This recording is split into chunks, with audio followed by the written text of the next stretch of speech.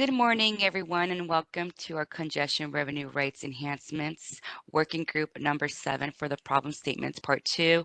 My name is Brenna Marquez on behalf of the Stakeholder Affairs. We welcome you to our meeting today. Today's meeting will be an all-day meeting consisting with agenda items and breaks. So we'll be following that later on the next few slides. But before we get started, today's reminders are that this call is being recorded for informational and conveniences purposes only. Any related transcription should not be reprinted without the ISO's permission. This recording will be available in about 2 to 3 business days on the Congestion Revenue Rights Enhancements Stakeholder Initiative website. As well, any information of those meetings presentations also will be available in the next few minutes. We are providing that at this time. As well, this meeting is structured to stimulate dialogue and engage different perspectives. We encourage all stakeholders and to keep professional comments brief and respectful, and also stop from repeating anything that was previously said, so we can manage our time effectively. To ask a question, please use the middle of your screen where the raise hand icon is there. You'll be able to ask a question on there and be added to the queue. The raise hand icon will add you to the queue. To add yourself to the audio only, you will press *3. Also remember, before stating a question, make sure you state your full name and affiliation so we know who's speaking. And also you can submit all questions to all panelists. My event producer today is Tegan, so she'll be assisting me in today as well, moving slides as well. And also today we also have that transparency view available for our stakeholders who would like to follow us on see who's logged into the actual meeting, so you can refresh that every time if you like. During this call, I just want to do a quick overview about the stakeholder process. Currently, right now, we are within the working group phase. We're working towards the next few steps in proposal development phase. So just an overview of how that looks like in our current Congestion Revenue Rights initiative. And then for today's agenda, I'll quickly go over a few of them, and then I'll kick it off to my team to kind of cover. But for today, we plan to do a little bit of opening comments from both our policy leads, Partha and Hillary. And we also have Dinesh, who's also there, who's going to be reviewing on the feedback on May 12th meeting and draft goals and problem statements. We have a few folks on the line who are joined in through panelist audio only. They'll be introducing themselves at the time when they speak, but also our team is on site. So you'll see Hillary, I believe it's David, Dinesh, who are on site on camera as well. And we do have stakeholder presentations, 2 lined up for today, one from WPTF and then one from Calpine Energy Solutions, LLC, and Calpine Energy Services. We plan to take a break around noon and then come back at 1 to continue the draft of goals and problem statements, and then we'll kind of close out with next steps and closing comments. But at this time, I would like to introduce our team, Partha and Hillary. You can go ahead, and then we'll kick it off from there. Thank you. All right. Thank you, Brenda. And good morning, everybody. Thank you for joining us for this meeting this morning of the Congestion Revenue Rights Enhancements Working Group and Initiative. It's been a few months since we last met, so we appreciate you all being here with us this morning. Brenda has gone over the agenda for us already. If we move to the next slide, just to start things off, goals for today's meeting. There are 4 main things that we're going to do today. The first is talk through the evolving context for this initiative since we last met. Our last meeting was on May 12th this spring, and as many of you are likely aware, since we last met, there has been a lot happening, and there have been some conversations in other forums and other initiatives that are going to be relevant in the long term to what we're doing here. So the first thing we're going to do today is do a high-level overview of what has happened since we last met and what that means for the scope of this initiative. We are then going to go back to the feedback that all of you provided after our May 12th meeting. If you recall, at the May 12th meeting, we had our first conversation about looking at updated goals and problem statements for the initiative. You all provided really useful and thoughtful feedback after that meeting, so we appreciate that. We're going to spend some time going through what different stakeholders had to say about the draft goals and problem statements. Then we're going to continue the space that we've had in these meetings since the beginning to hear stakeholder perspectives on the current CRR structure and market and thoughts on where it could go in the future. So as Brenda said, we do have two presenters lined up today, WPTF and Calpine. Thank you for taking the time to put together presentations. And then we're going to bring it all together with this afternoon in the last piece of the meeting. This will be an opportunity to look at, we have some updated draft goals and problem statements based on your feedback. And so we'll walk through those and have a chance for open discussion. And so if we go to the next slide, just to contextualize this in where we've been, this is a quick review of what we've done since this working group began meeting. And so if you'll recall, we focused through the first part of this year on reviewing how the current CRR structure works. We have looked at root cause analysis on the CRR market outcomes since the last round of policy changes was instituted in 2019. We had a couple of other ISOs come and speak to talk about how their CRR or CRR equivalent markets are set up. And now finally, we've moved into goals and problem statements.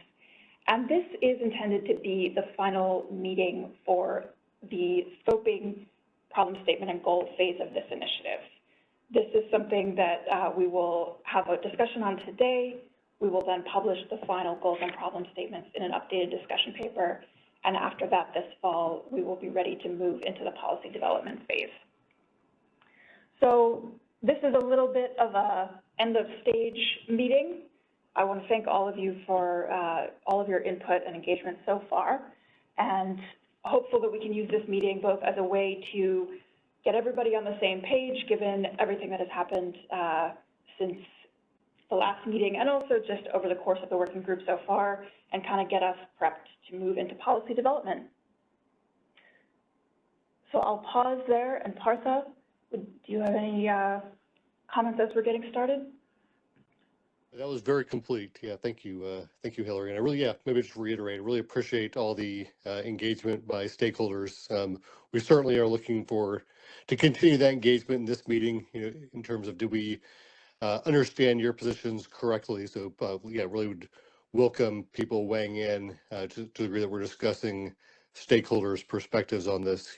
Obviously it's better to hear it firsthand from you all. And then, I think at least on the roadmap forward, we later on are going to sort of touch on sort of what our plan is in terms of phasing and different potential changes.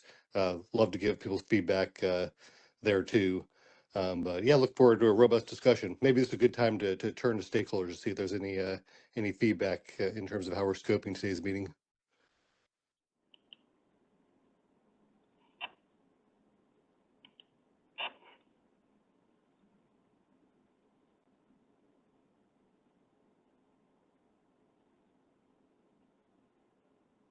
All right, looks like a clear queue.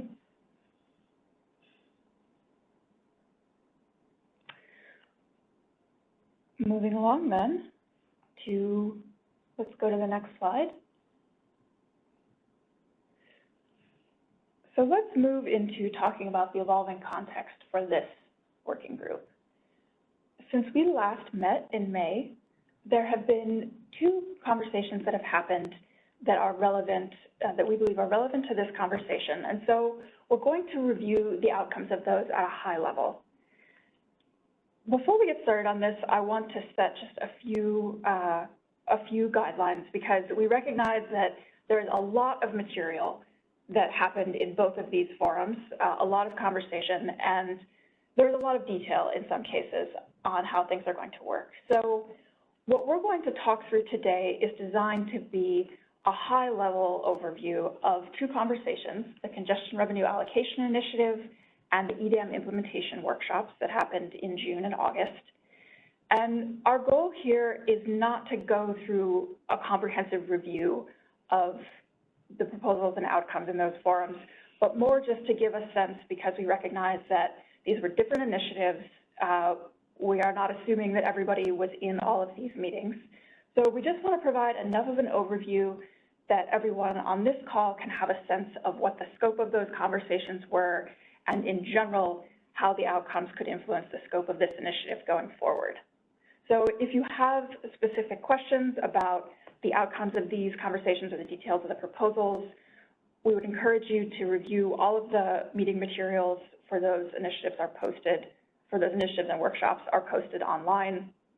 So there's a lot more detail here, but in the interest of time, we're going to keep it at a high level today.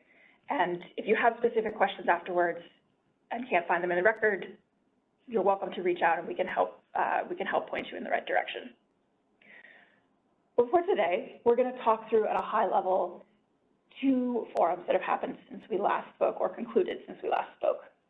The first is the Congestion Revenue Allocation Initiative, CRA, and the second is a pair of Extended Day-Ahead Market implementation workshops that happened on June 12th and August 21st that looked at how intertie modeling is going to happen in EDAM, and also how CRRs are going to be modeled and settled at EDAM launch. So the context here is that the outcomes of these processes are not in scope for this initiative, but we bring them up because when we get to May 2026, these are going to be part of the baseline against which changes to the CRR market are going to be considered. So we thought it was relevant to go through these at a high level as we're getting started. If we go to the next slide, first let's talk through the Congestion Revenue Allocation Initiative. And what CRA is about is how congestion revenue associated with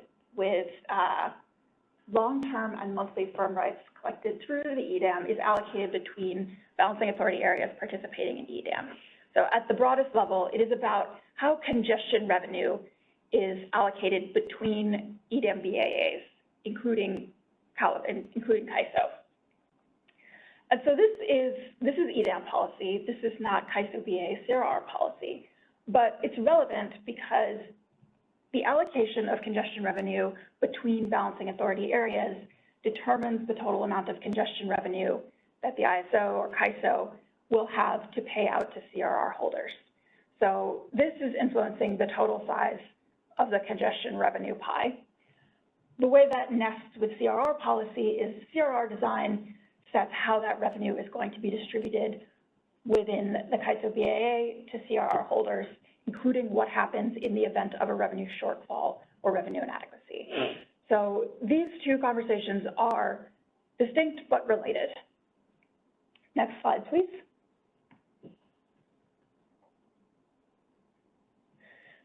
We can talk briefly about what came out of the Congestion Revenue Allocation Initiative.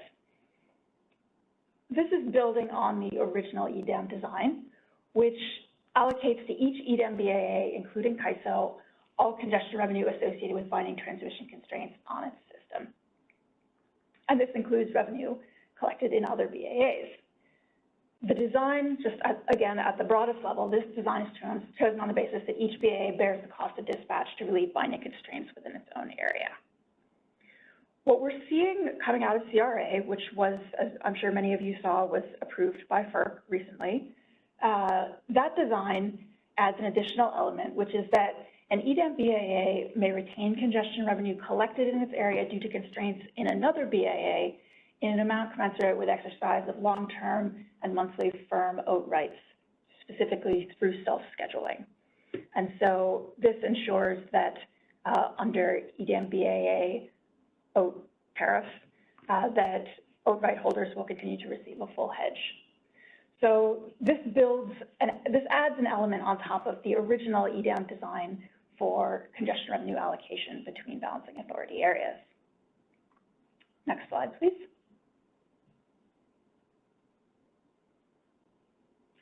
Looking ahead, this is also relevant. The CRA initiative is not complete. The final proposal from the first phase was recently approved by FERC. There will be a second phase scheduled to begin in Q4 of this year, of 2025. And further into the future, ongoing CRA discussions will consider a longer-term congestion management framework for EDAM. So I've noted there have been a few different ideas that have come up already in the CRA conversations earlier this year about what a long-term framework could look like, such as firm flow entitlements or an EDAM-wide CRR-like construct. And we highlight this partly just to emphasize that it is not a foregone conclusion yet what the long-term congestion framework will look like. And that is relevant for the long-term scope for this initiative. That's CRA. Now let's talk next about the two EDAM implementation workshops. These were held on June 12th and August 21st of this year. And they were held to answer questions, to address questions about how certain things would operate under EDAM at launch. And this fell into three main areas. We have intertie participation in EDAM and WEAM, the Western Energy Imbalance Market. And then we have CRR modeling and CRR settlement. And we'll go through each of these in turn. Next slide, please.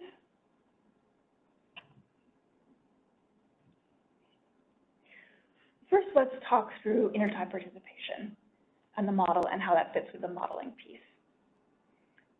Today, in both the day-ahead market and the CRR model that we use to run the simultaneous feasibility test, imports into the CAISO BAA are represented as single-point injections at the interties.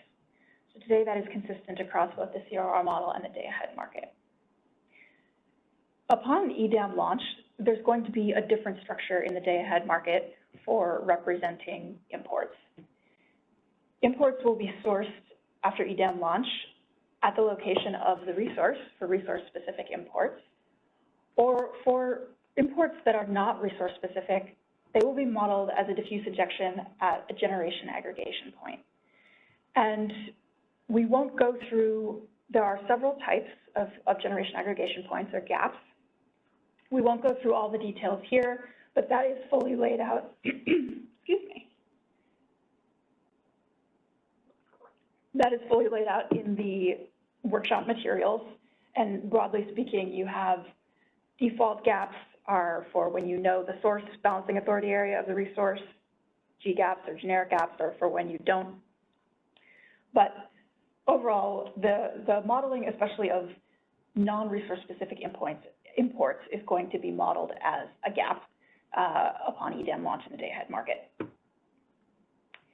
Looking then at the CRR model, the CRR model is going to eventually be moving to also using this gap structure, but that will not be the case at EDAM launch.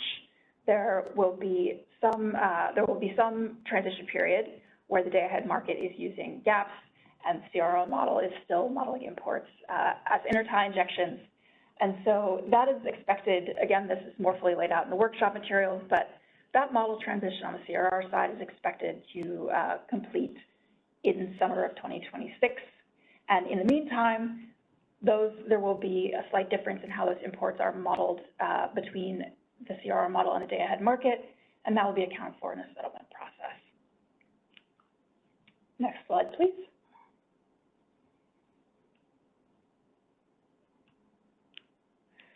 Now let's talk about settlement. And this is, as you'll see, this is sort of related to how the outcome of the CRA initiative is going to play into the CRR outcomes. So today, CRRs are settled on the same set of constraints that are used by the day-ahead market, which is constraints located in the CAISO BAA. At EDAM launch, that congruity is going to remain. So now the day-ahead market is going to be settling on constraints in the EDAM footprint, so will CRRs. However, at EDAM launch, even though CRRs are going to be settled on constraints external to the CAISO BAA, CAISO will not collect any congestion revenue associated with external constraints. Because if you'll recall, the CRA outcome allows BAAs to keep revenue collected in their area due to external constraints, only if it's associated with self-scheduling of owed rights. So the way this is going to play out in the CRR settlement process at EDAM launch is that these external constraints, because there's no revenue coming in, when the CR1B shortfall allocation process is carried out, that will be reflected as a 100% D rate on the payout of those external constraints. And if in the future, CAISO does start to collect congestion revenue associated with outside constraints, then that revenue would reduce that D rate, as works for internal constraints today.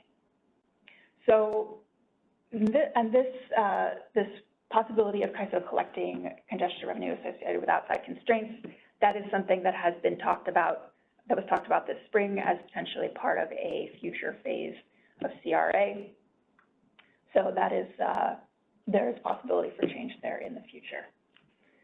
Next slide, please.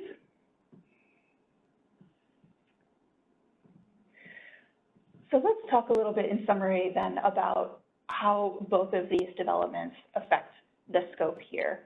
What is in scope and what is not? On the left side, what is not in scope for this initiative? Changes to how congestion rent is allocated between EDAM BAAs, including CAISO. That is being addressed in CRA, first this spring and also in future phases upcoming this fall. So anything that's talking about how congestion rent is allocated between BAAs, that is beyond the scope of this initiative and will be taken up in CRA.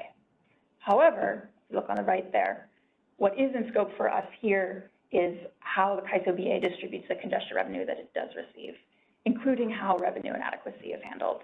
And for example, this is something that that has already come up in the conversation here. Some of you have raised questions or ideas for how CRR1B could or should be modified. And of course, that falls into how revenue inadequacy is addressed. So what we're looking at here is within the CAISO BAA, how congestion rent is distributed through the CRR market. Moving down to the second row, not in scope here, changes to how CRRs will be modeled and settled at EDAM launch. So the material that was discussed in the EDAM workshops, there will not be changes to that for EDAM launch here, but in the longer term, how CRRs are modeled and settled is in scope here. So that's part of the reason why we review these two initiatives, or the initiative and the workshops, because they are relevant to the long-term baseline on which we may be adopting further modeling and settlement changes. Next slide, please.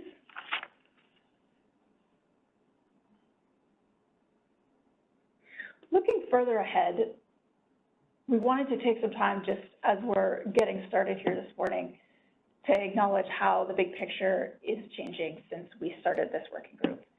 The regional conversation on congestion management is evolving.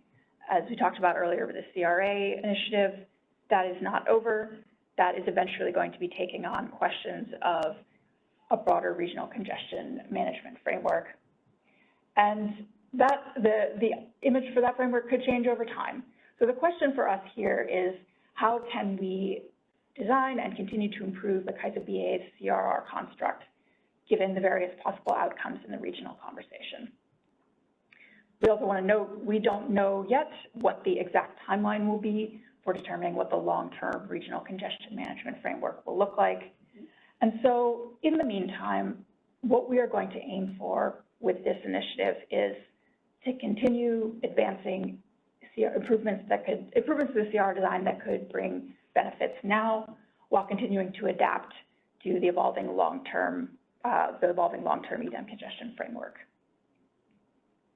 Next slide.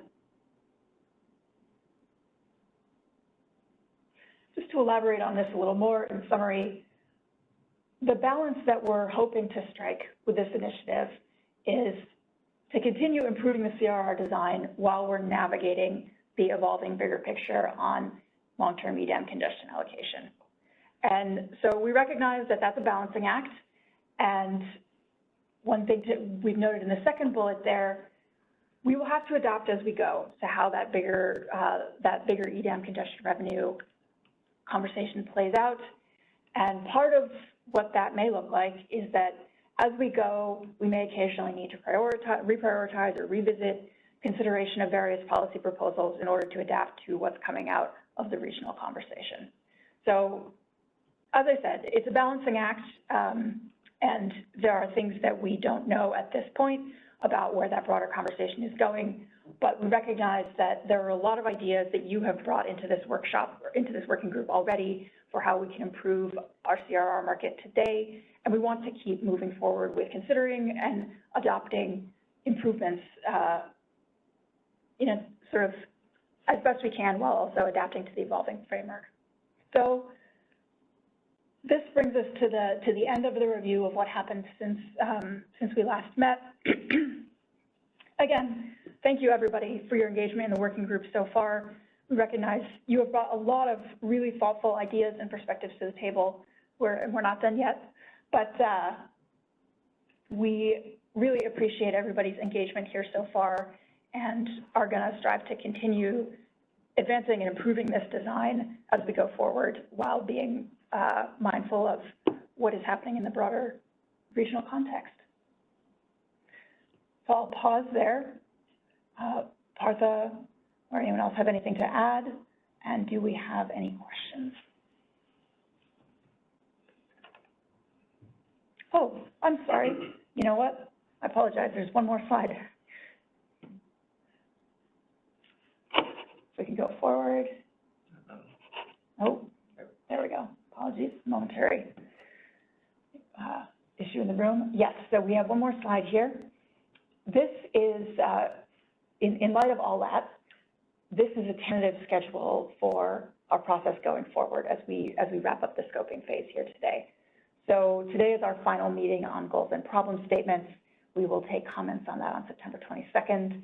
And then the forthcoming dates they are tentative, but we wanted to give a sense of where we're hoping to take this process and what the timeline might look like. So we're anticipating in October, we will publish an updated discussion paper with the final goals and problem statements that have come out of this phase. We will then move into the policy development phase, starting with an issue paper, hopefully likely in November. And then for the straw proposals, one of the things in looking over the scoping items that have been introduced so far, we saw that one of the places where it seems like there is the most consensus is around the idea that we could potentially update some of our product definitions, possibly around time of use periods, in order to better meet the evolving hedging needs that you are seeing in the market. So what we're anticipating is trying to get out first a straw proposal on product definitions toward the end of this year, get that out for consideration, and then we will be following up later in 2026 with straw proposals reflecting the other scoping items that we've taken up here, looking at proposals related to revenue inadequacy, auction efficiency, et cetera. So now I will pause. Partha, please. Yeah, we certainly want to get stakeholder feedback on this. I think part of the thinking was that those product definitions were, low-hanging fruit that we could move forward with, and then that there's sort of other scope items that might be more dependent or more sort of tied in with future changes to the next phase of the CRA and initiative that would be separate. So. But yeah, really looking for stakeholder input on this plan as well. So maybe with that, I'll pause and see if anyone wanted to weigh in. And a lot of this is obviously a little premature because we're getting to the discussion on the stakeholder feedback as well as the revised goals and problem statements, which help shape this outcome. But yeah, any early feedback before we got to that more substantive discussion would be appreciated.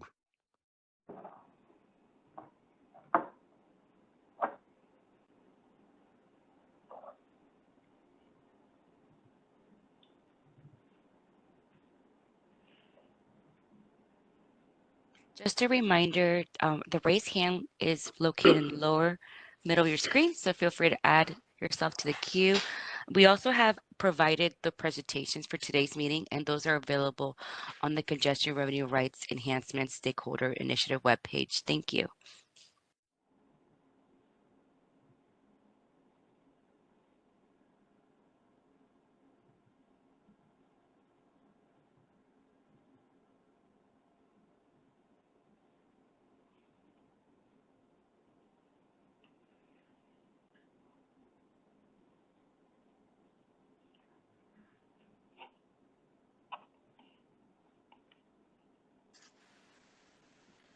I All have no right. questions. Yeah, thank you. Thank you. In that case, we can move forward. We will move now to the next portion of our agenda, which will be to review the feedback that you provided on the draft goals and problem statements after the May 12th meeting this spring.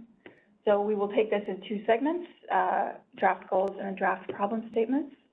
And so Dinesh will be covering our feedback on the draft goals, and then I will pick up with problem statements. So with that, I will hand it over to Dinesh. Okay, great. Thank you, Hillary. One more thing to note is we will review that stakeholder feedback and requested red lines on the goals as presented during the May meeting now. And then after lunch, we will review the draft updated goals, which incorporate the stakeholder feedback. Mm-hmm. So the whole working group so far has, next slide, please.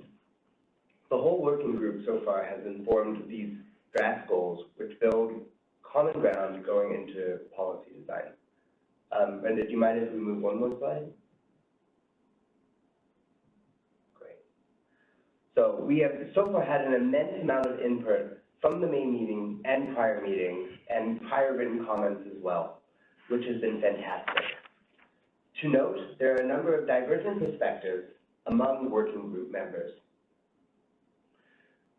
The focus of the goals is to speak to what we want the CRR market to achieve, categorized by CRR market function, while problem statements represent what we are currently seeing in the market that is separating us from the desired outcome encapsulated by the goals. Existing precedent from FERC includes two major functions of the CRR market: to allocate fairly transmission revenues to customers paying the embedded costs of the transmission system, and to allow hedging of congestion costs in the context of a day-ahead energy market. The fair allocation of transmission revenues relates to, but is not limited by, the auction efficiency discussion. The goals around the hedging relates to revenue inadequacy, CRR product definition, and CRR allocation processes. From stakeholders, we've received relatively consistent feedback on the overall goals of how our CRR framework addresses these overall market functions, with differing perspectives on whether there are different mechanisms or relative trade-offs between these goals. So, moving into this market function. In the context of reallocation of transmission revenue, there are a couple possible goals we presented based on the conversation that we had in May. One is that CRRs in the auction should be priced at a reasonable approximation of the expected One is that CRRs in the auction should be priced at a reasonable approximation of the expected payout of congestion rent in the day-ahead market. We recognize that there are a number of different perspectives behind this statement. This goal also touches on the conversation we've had about the definition of the auction efficiency metric as a potential starting point. The second draft goal is that transmission customers should receive approximately commensurate value for payouts made to CRR rights purchased in the auction. We recognize the fact that there are other value that customers may receive outside of the market. Hence, the broader framing of whether transmission customers get overall commensurate value instead of looking at what was paid out by CRRs versus how much was paid for those CRRs only. Discussions around this goal would be where we would discuss DMM's willing seller model and other types of auction structural modifications that affect buying and selling in the auction, such as a minimum bid or a clearing price.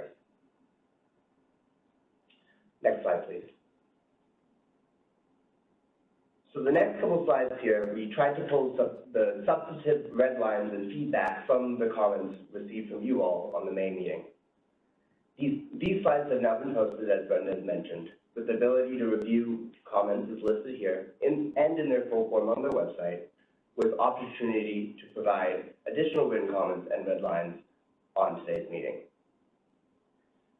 So multiple stakeholders requested sort of closer definition of terms in the goals, like commensurate value and reasonable approximation of expected payouts, particularly focusing on clarifying that risk premium and non-CRR market revenue streams are included. Next slide, please. Stakeholders largely agreed with the spirit of the goals, with some stakeholders offering additional comments. 6 cities provided feedback that goals should not be premised on retention of return option structure.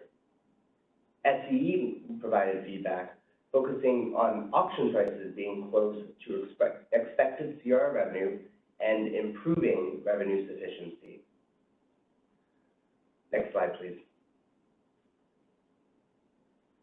Appian Way shared that they believe ex-ante or pre-day-ahead market expectations cannot compare to ex-post or actual revenue. Also, they noted outlier events resulting in more congestion revenue have skewed years since the last CRR enhancements have taken place, accentuating underpredictions of CRR value. DC Energy provided feedback on reframing goals to focus on maximum value. Next slide, please. So moving on to the next set of draft goals as discussed at the May stakeholder meeting. These ones revolve around the CRR market function of allowing hedging costs of congestion in the context of a day-ahead energy market. These draft goals speak to a number of topics that have come up in the working group so far. Specifically, the first goal includes CRR market products and processes, stating that they should facilitate hedging tools and maintain the hedging value of CRRs. The second draft goal relates to efficiency and open access. Day-ahead market participants exposed to congestion risk should be able to hedge that risk efficiently. Covering our processes, ability to ensure entities that need CRRs for hedging are able to more or less get the CRRs that they need via our current allocation and auction. Next slide, please. Stakeholders largely agreed with the spirit of these goals, with some stakeholders offering suggested modifications. Appian Way provided feedback that a third goal highlighting open access should be included. DC Energy suggested reframing around reliability and efficiency of the CRR's hedging function. Next slide, please.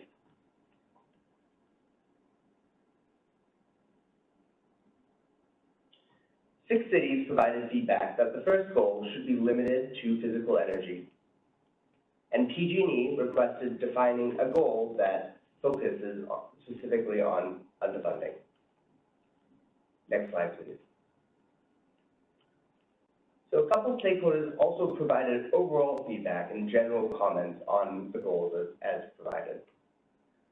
So overall, WPTF provided feedback that there should be an explicit goal ensuring open access, while framing the presented goals as a single goal, seeking to strike an appropriate balance between the two categories. PG&E requested clarity on pre-EDAM and post-EDAM implementation goals and topics, which Hillary has covered in her comments outlining the congestion revenue allocation initiative and the EDAM implementation workshops.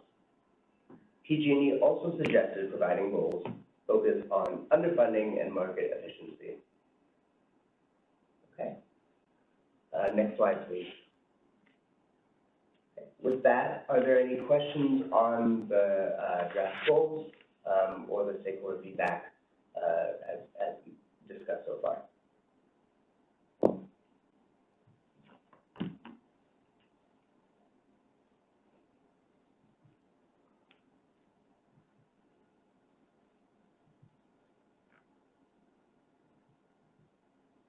Okay. Well, with that, I'll pass this back to Hillary to take us through the draft problem statement feedback. Thank you. All right. Moving along. Thank you, Dinesh. Let's talk through the problem statements. Next slide, please. So first, we'll start with just a review of what the draft problem statements we discussed at the May meeting looked like. We had identified 5, and so if we go down the list, we had first one that is focused on auction efficiency, speaking to the change since 2019, and also the interest from stakeholders in further change, moving that number up. We have consideration of CR market changes should further explore how different types of auction participants contribute to the fair allocation of transmission revenues. Number 3 focuses on model divergence and what that means for revenue inadequacy. So we have divergence between the monthly CR modeling outcomes and day-ahead market outcomes causes revenue inadequacy that reduces the value of CRRs as a hedging tool. CAISO should evaluate and, where feasible, adopt measures for reducing this divergence, including those related to loop flows, shift factors, and transmission outages. Number 4 was about how revenue shortfall is allocated. The method for allocating revenue shortfall should strike the best balance practicable between allocating congestion revenue back to transmission customers and maintaining the hedging value of CRRs. And then finally, we had a problem statement focused on product definition, as well as process. Hedging needs are evolving alongside the composition of the CAISO BA's generation fleet. The products available in the CRR market and the processes by which they are distributed should be updated to match evolving hedging needs. This could include revisiting the time of use periods, developing measures to facilitate hedging of congestion risk associated with storage charging load, and revisiting the auction schedule. So as with the goals, we'll go through these both collectively and then individually with some samples of stakeholder input. Next slide, please. So overall, there was a lot of support for the problem statements, but with some notable and targeted suggested changes or opposition. Starting first from a high level, we had just some feedback that we received just at an overarching level. PG&E felt that the CRRs have generally functioned well as a hedge since the 2019 improvements, and so since 2019 reforms, excuse me, and so those should be taken as a starting point for any changes considered in the future of this initiative. Then from DC Energy, we heard a suggestion to replace the existing problem statements with 2 related to maximizing along 2 axes. One's maximizing CRR auction revenue, and then the other was maximizing the allocation of CRR capacity to transmission customers through the allocation process. And they suggested, as you can see there, various measures for achieving that maximization. So this was similar to the feedback that we heard from DC Energy on the goals. If we move ahead and look at these problem statements each individually, next slide, please. First, our problem statement about the ratio of auction revenue per dollar of CRR payout. We heard from the Financial Marketers Coalition that this problem statement should be restated as more of a question, as more of a in recognition of needed further evaluation about whether the auction mechanism justifies the cost in foregone congestion revenue. We also heard from PG&E that we need a little bit more clarification on how we are structuring and defining these metrics on improving efficiency since 2019, which also goes along with some of the clarification requests that we heard on the goals. If we move ahead to problem statement 2,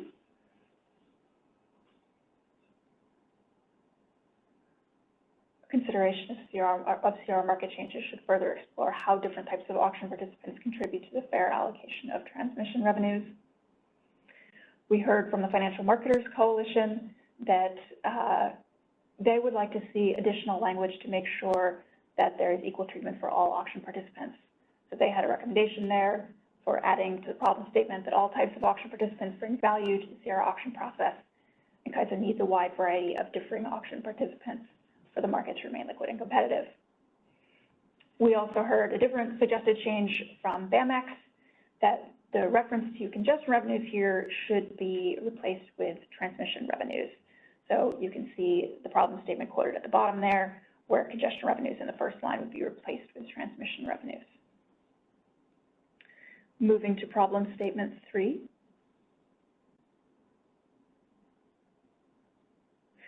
This was a problem statement that we heard a lot of support on, and also interest in specific proposals.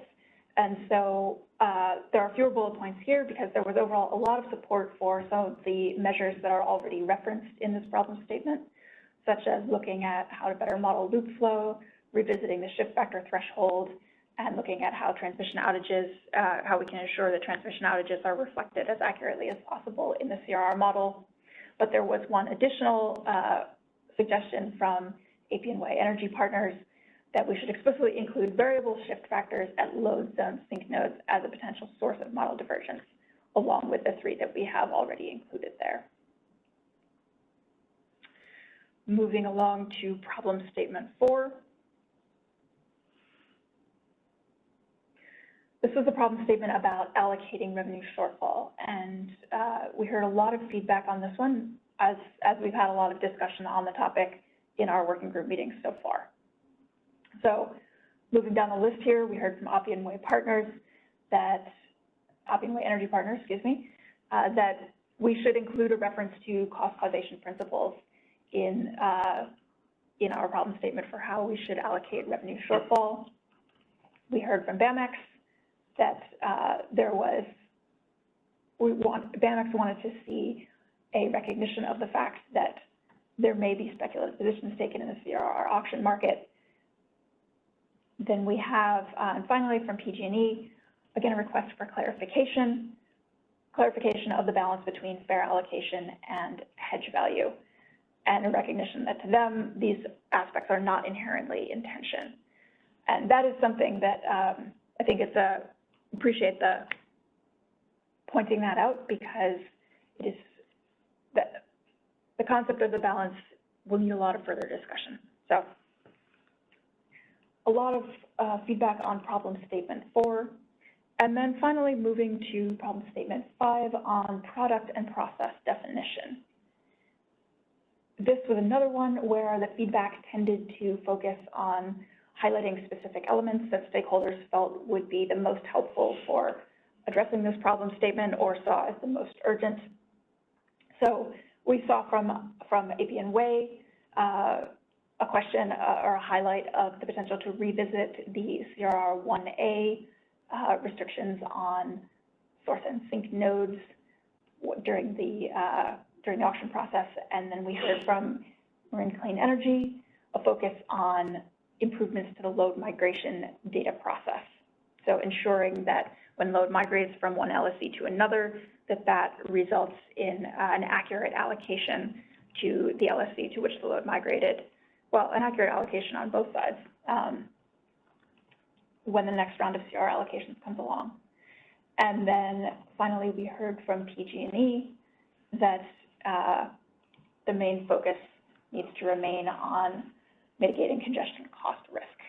And this could be best addressed through measures such as revisiting the time of use periods, enabling hedging for storage load, and updating the auction schedule.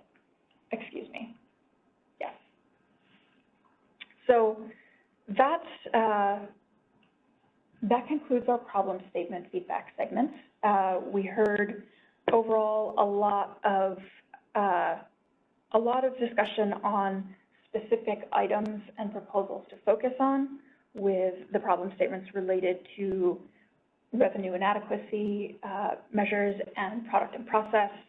And then on problem statements 1, 2, and 4, more conceptual discussion of what the goalposts there should look like and what the appropriate balance to strike should be. And definitely there will need to be a lot more discussion on all of these as we move into the policy development phase. So I'll pause there. Are there any questions or feedback on the feedback segment on the draft problem statements?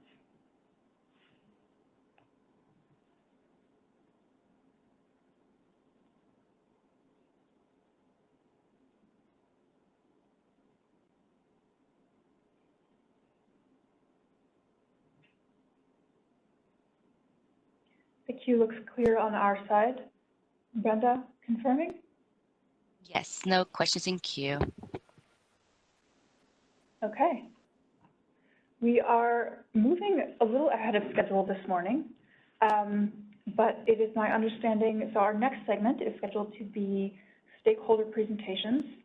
And my understanding is that we've heard that our first presenter, Callie Wells of WPTF, is able to begin a little early. Callie, are you on, and is that correct? If not, we can come back at the scheduled time.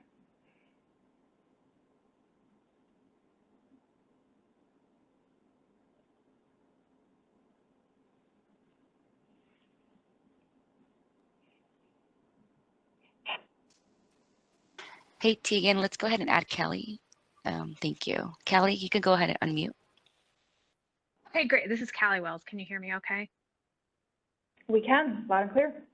Okay, great. Sorry, it wasn't letting me unmute myself. Yes, so I can go ahead and start early here. This conversation is moving along quite quickly. Okay, great. You guys have my slides. Wonderful, thank you. Well, then Yeah. we will move into stakeholder presentations. The floor is yours. All right, and then I'm assuming just I'll let you guys know when to advance the slides. Yes, you can do that. Wonderful. Okay, so this is Callie Wells with the Western Power Trading Forum, or WPTF. I'm a co-founder of Gridwell Consulting along with Carrie Bentley, and we're here today on behalf of WPTF. And WPTF, for those of you who are not familiar with them, we are a broad-based member organization that really focuses on advocating for transparent and competitive markets throughout the Western Interconnect. So if we can go ahead and advance, I think maybe to slide 4. What? Oh, one more. Perfect, right here. Okay, so first of all, I really appreciate the engagement both on the CAISO side as well as stakeholders to date. I know we've had a lot of working group conversations for quite some time, even spanning back pre-2019 changes. And there's been a lot of really good conversation around the issues and concerns that we have, as well as just some really robust analysis on the CAISO side. So first of all, I wanted to say, how much we appreciate that, everyone's engagement. But I think what we're hoping to do today, and it sounds like maybe the CAISO is on this path as well, at least thinking along the same line, is that we're really hoping to start turning this conversation towards kind of a pathway forward. Spend a lot of time talking about issues, concerns. I think we've all kind of wrapped our heads around what those are. So now let's kind of look forward and see how we can start moving this conversation in directions towards more of solutions to address the issues that have been raised. So we have spent a lot of time diving into the metrics, those auction efficiency, revenue adequacy metrics that oftentimes are pointed to when we're talking about these issues and concerns. So I'm just going to very briefly go over the role CRRs have, or CRRs provide in an organized wholesale energy market. And I wasn't planning on spending a ton of time going over the metrics, but for full disclosure, I did create these slides back in June when I was, I think, originally going to present at that meeting and it got delayed. So please, if anyone needs a quick reminder or refresher on what those metrics are when we get to those slides, please don't hesitate to stop and ask. It's been a moment since we've all talked about them. So once we get through just kind of some of our key perspectives on those metrics, I really wanted to turn towards kind of what we're calling a suite of changes or a suite of potential solutions that we feel should be on the table, and we'll hopefully start moving that conversation towards what changes we can make to really address all of the issues and concerns that we've been hearing from stakeholders so far. And then I'll wrap up with just some final thoughts on kind of the next steps. Okay, next slide, please. Okay, so I think this image has been in every single stakeholder presentation in this working group, so I didn't want to disappoint, so here it is again. But really, I think it's really important just to remind ourselves at the beginning of all these conversations, the role that CRs play in an organized wholesale market. As you can see here, they play more than just one role. There are several vital roles that they do play, and it's really important that we keep that at the front of our minds. I think as a stakeholder community, we really should be striving to ensure that the integrity of these CRRs are upheld, not in one role, but in all of these roles, and we don't let one role kind of take priority over the others or improve one rule at the cost of others. So it's really, I think, Hillary, you kind of hit it on the nail earlier. It's a balancing act. And I think that's really important to keep in mind as we move forward. Okay, next slide, please. Okay, so just wanted to provide some of our key perspectives on the metrics, kind of the two main metrics that are typically raised in these conversations. Again, that's the revenue adequacy or inadequacy. I'm calling it CR underfunding. And then the auction efficiency metric. Again, if you need a refresher, don't hesitate to stop me and ask. But really, what I wanted to take this opportunity and just kind of focus in on some key takeaways on these metrics. So first of all, again, Kaisa did a fantastic job, I think, analyzing the drivers of continued underfunding that we've been seeing since the 2019 changes went into place. The changes that went into place back in 2019, for those of you who maybe weren't involved in those conversations, were really mainly focused on better aligning the transmission capacity reflected in the CR model and the IFM market so that it reduces the potential of quote unquote overselling CRs in the CR market, so that we end up not collecting enough congestion in the IFM market to fund those CRRs. And when you don't collect enough congestion coming out of the IFM market, obviously we have this underfunding or revenue inadequacy issue, and we have to figure out, what do we do with that extra cost? And so what came out of these 2019 changes was this very specific constraint by constraint allocation of underfunding. Again, the idea back then was any remaining underfunding that we would be seeing is likely due to differences in the transmission capacity reflected in the CR model used to allocate and award CRRs and the IFM model. And I think the analysis that the CAISO has done recently shows that's not necessarily the case anymore. I think the three main drivers, I'm going to call them more market-wide features or optimization features that are continuing to cause some underfunding. So I think that it's worth noting that maybe our original assumption of what will continue to drive underfunding is not necessarily the case, and we should really reevaluate whether or not the way we currently allocate this underfunding continues to align with cost causation principles. I think earlier this year, or sometime last year, my months are kind of blurring here, the CAISO brought in some other ISOs to just kind of brief us on how their CR markets or FTR markets function and kind of some challenges they've faced. And one of the things that we noticed was, I think the CAISO is the only ISO that does not allow some of the surplus that they collect in terms of the congestion coming out of the IFM market to help offset some of the deficits a little bit more broadly. We have this very prescriptive constraint by constraint methodology in place. But obviously there's some concern around that. And so I think maybe it's worthwhile looking back at the other ISOs, the challenges they've faced and how they've overcome them. And I think one of at least the themes that we took away was using that surplus a little bit more broadly to help offset some deficits. And I'll get into this a little bit more at the later part of my presentation, but just wanted to highlight that here. Next slide, please.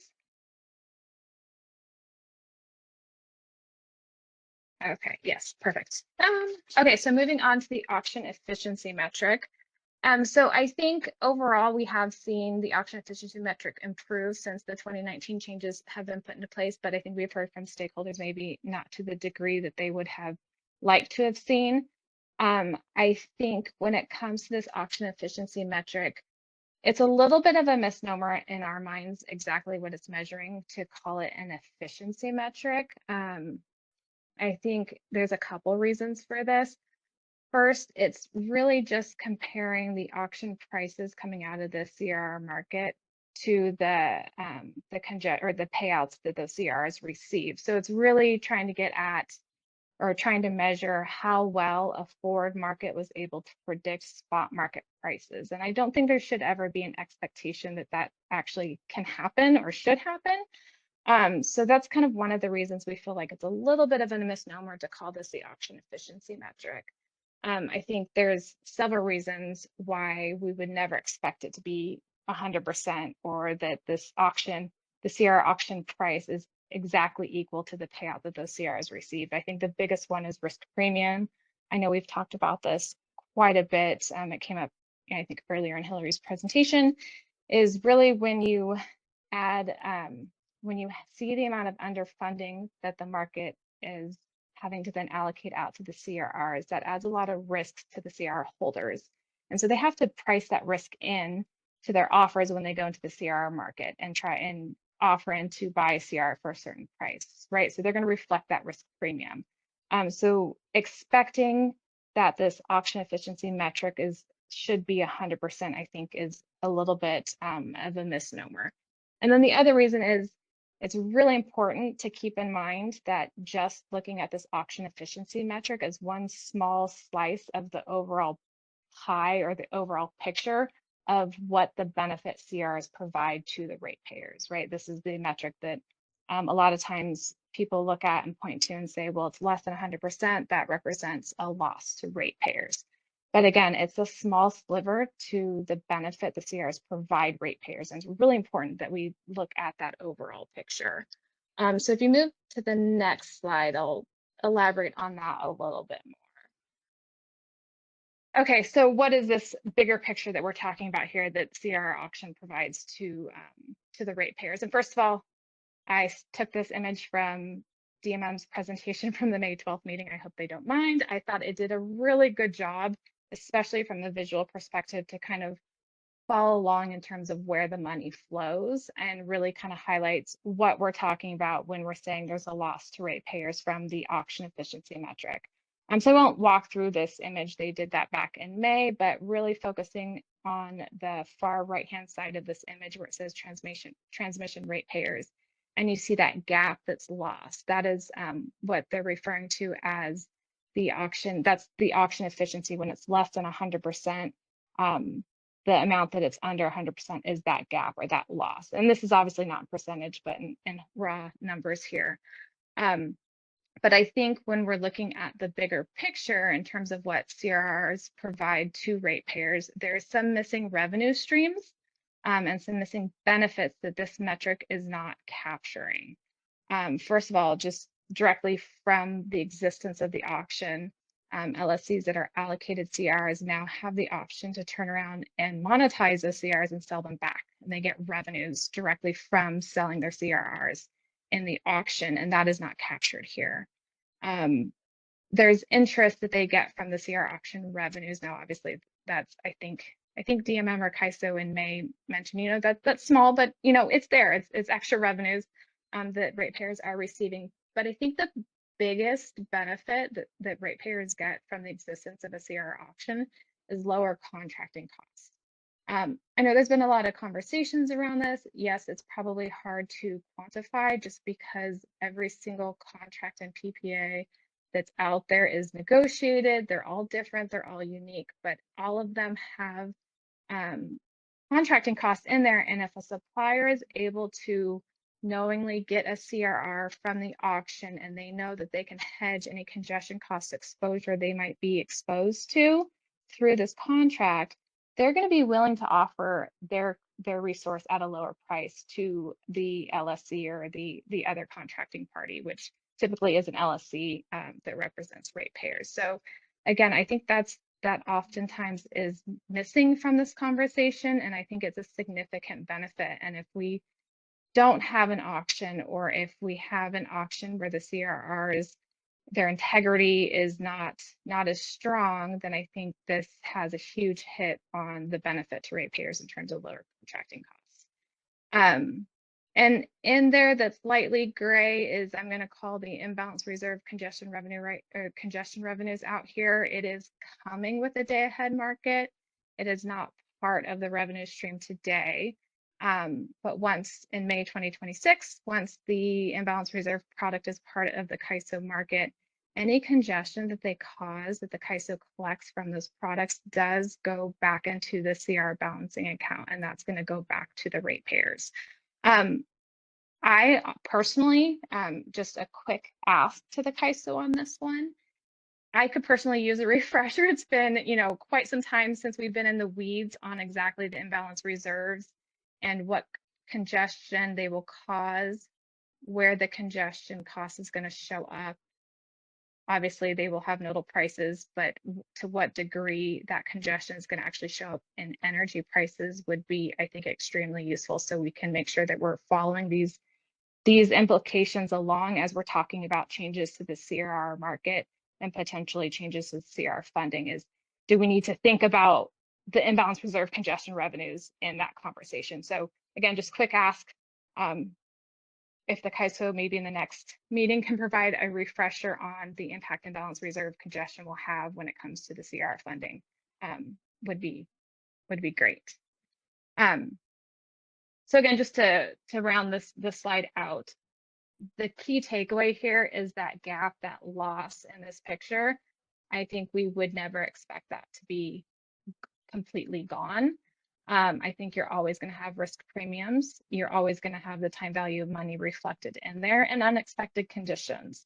So again, pointing to this auction efficiency metric as a metric that shows we have a loss to ratepayers, again, I don't think is the bigger picture, and we need to also take into account all these missing revenue streams that aren't reflected in this metric when we're talking about balancing the roles that CRRs provide into this organized energy market, right? Returning the congestion to ratepayers, but also making sure that we have, a well-functioning and a high-integrity CR product that can provide hedging to all the participants. Okay, next slide, please. Okay, so rounding out this conversation on the metrics, and then we'll move this conversation along to kind of what we think the path forward might look like.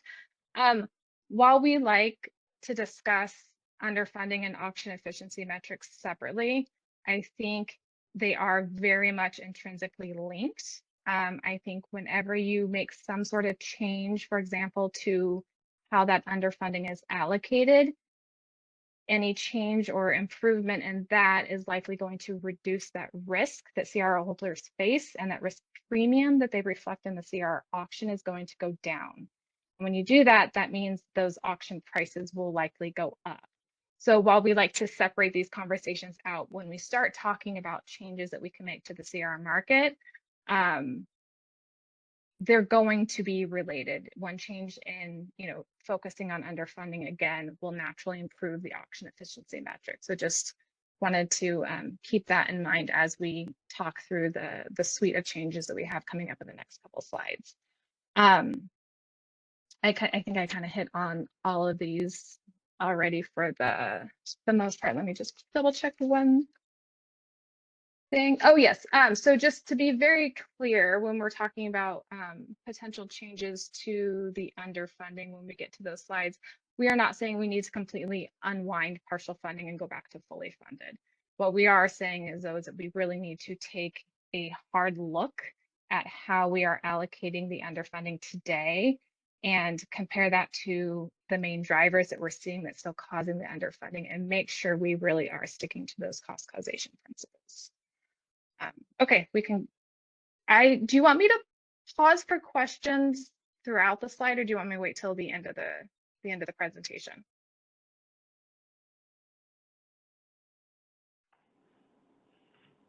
It's up to you. I think we can certainly take a pause for questions now. Yeah, I think if we want to, yes, because I think the next couple slides are going to be more on potential changes to consider. So if anyone has questions about the metrics or kind of some of the perspectives that we have on the metrics, feel free to raise your hand.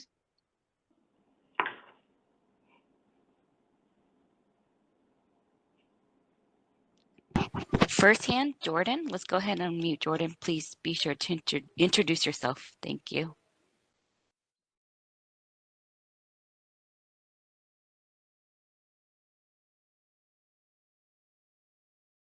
Hello, this is Jordan Minor from the CPUC. When we're discussing cost causation principles for allocation of underfunding, when we're talking about who's causing this congestion, it would only be load correctly. So if we're going to talk about cost causation allocation of underfunding, then load would be forced to do the underfunding, but then like the speculative financial traders and the banks participating in the market, correct, would not be causing congestion, so they wouldn't be responsible for the underfunding then. Is that a correct takeaway? Jordan, that's a great question. I think that's a conversation that is definitely worth having.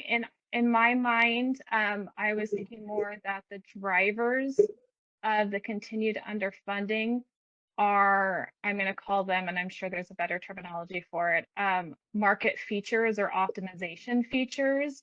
They're not, it's not because the CR model didn't have the right transmission capacity reflected in it, that was the same transmission capacity that showed up in the IFM. So back in 2019, when we were going, or pre-2019, the conversations that resulted in those changes really assumed that any remaining underfunding was going to be due to the CR model not having the same transmission capacity in it that actually showed up in the IFM. So that's why the constraint by constraint allocation process we have now in place, that was kind of the main reason for going that direction. The analysis that the CAISO did showed, well, it's shift factor threshold cutoffs, it's loop flow, and it's other market features or unexpected events that continue to drive underfunding, not necessarily that we had the wrong transmission capacity in the model. So I'm calling those more market-wide features. And I think it should be part of the conversation of, okay, those aren't because of transmission differences. So it's no longer this constraint by constraint allocation process. So who should bear that cost, or how should we allocate that cost to align with cost causation principles? Does that answer your question? Thank you. Yeah, that gives more information. Thanks. Yeah, of course.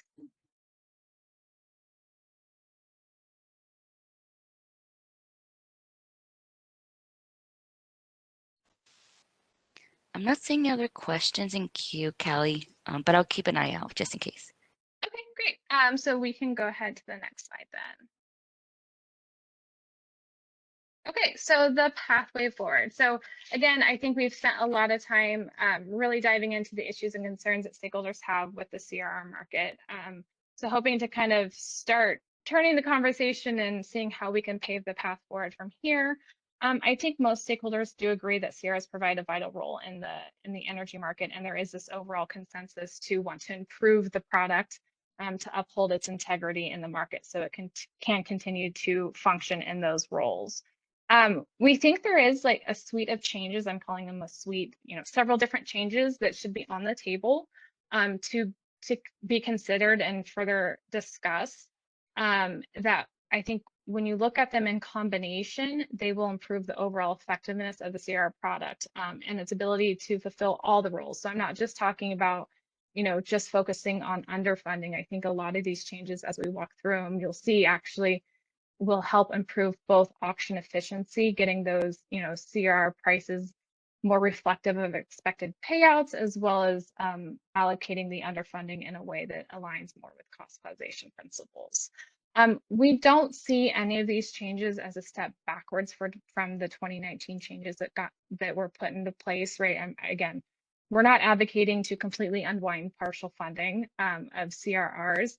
We see these as, okay, we put those 2019 changes into place. We've had several years of experience. The CAISO did a fantastic analysis. We now have more information at our hands to make some enhancements to continue to improve the CR product in all of its roles that it provides.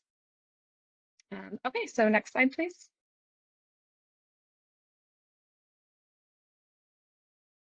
Okay, so I will go through each of these categories in the next slide, but basically just kind of throwing this one out here.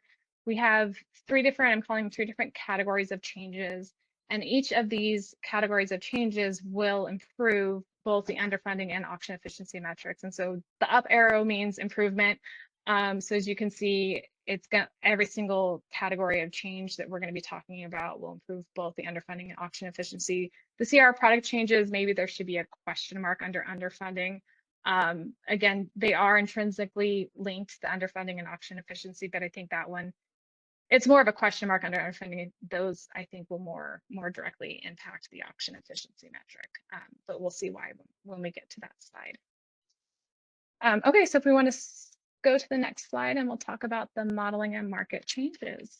Okay, so these 3 ideas here that we wanted to throw on the table in terms of some modeling and market changes that we should be considering that we feel will help improve both the auction efficiency metric as well as the underfunding. The first one is reduce that shift factor threshold. The CAISO analysis showed that having that in the market optimization itself is contributing a lot to underfunding. It's not allowing the CAISO to collect as much congestion revenue as it otherwise would. We do understand that this is an optimization feature. It's in place to reduce processing time as well as to help address some other concerns. And I'm sure Guillermo has a lot more knowledge on all of that than I do, so I'm not going to pretend to be the SME there.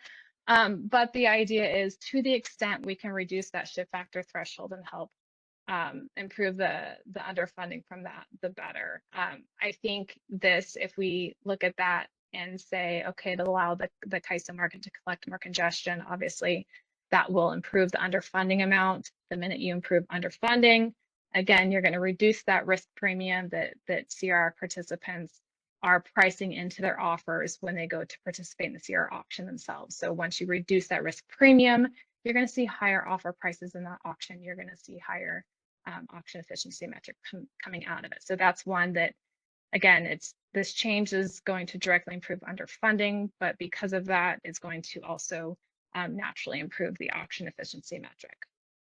Improve loop flows or parallel flows that are modeled in CRR model themselves. Again, I think that will help potentially reduce the amount of CRs that are oversold in the CRR model, because you're going to have a better expectation of the other flows that are on the transmission system that show up in the actual IFM.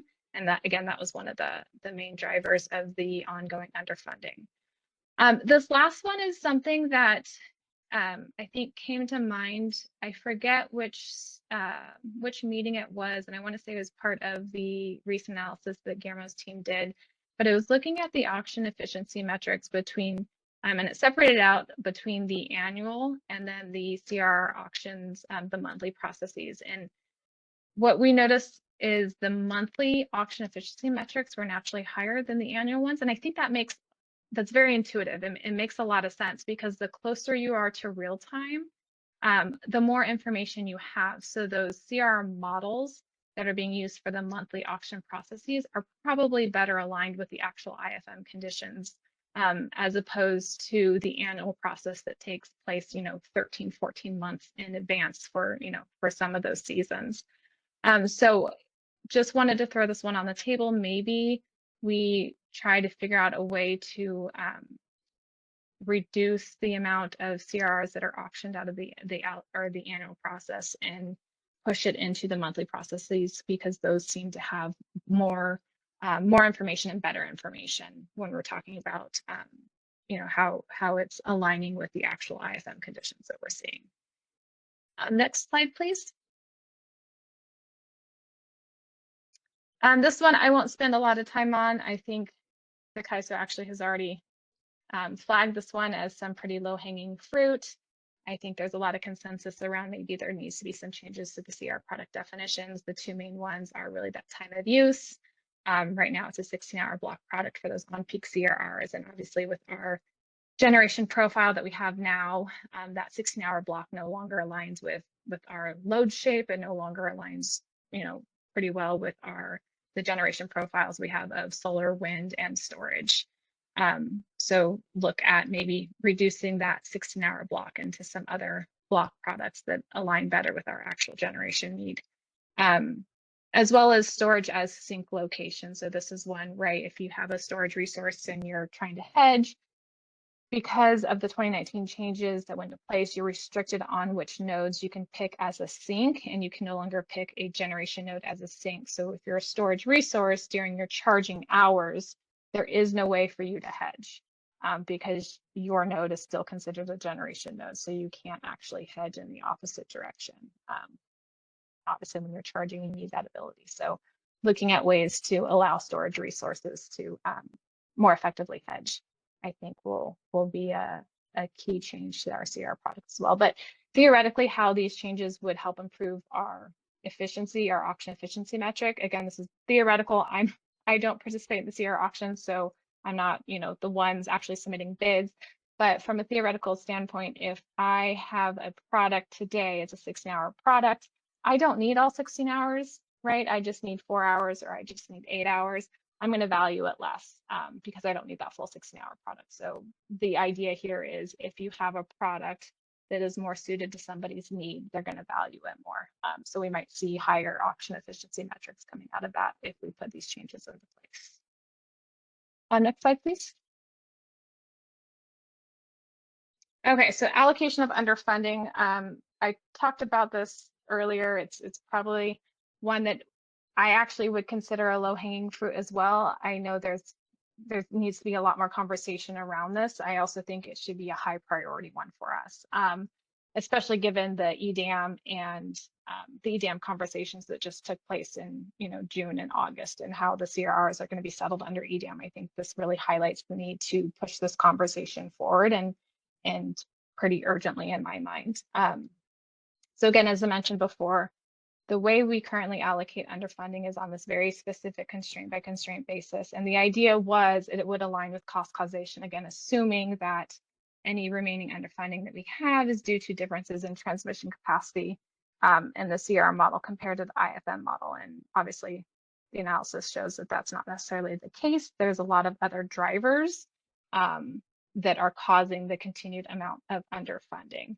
And they're more kind of market-wide features, not constraint-specific features. So I think we should be talking about changes to how we allocate the underfunding to better align with those cost causation principles.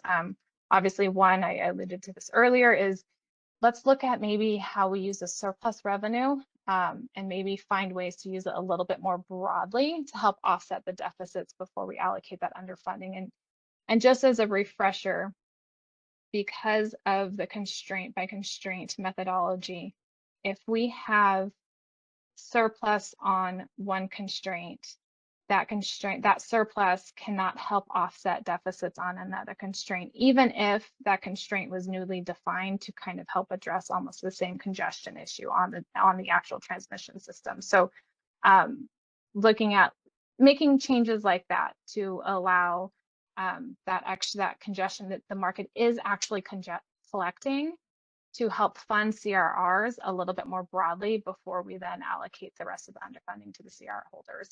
Also looking at, does it make sense to allocate it directly to the CRR holders? Should it actually come out of the balancing account? And I know back in June, that was the idea that the CAISO put on the table for the EDAM CRRs was, because we want to provide equitable treatment between CRRs and OAT rights, let's, for that type of underfunding, maybe that should come out of the balancing account instead of allocating it directly to CRR holders. So having those conversations sooner rather than later, I think is going to be very important. And obviously, if you reduce the risk and volatility of the amount of underfunding that's being allocated to CRR holders today, you're going to see that as improving the risk premium that they're reflecting in the auction prices themselves. So again, you improve the underfunding, you're going to naturally also improve that auction efficiency metric because people are going to be willing to pay more for a product if they have more assurance and more confidence around the fact that that product will actually generate the revenues that they are expecting it to generate. Next slide, please.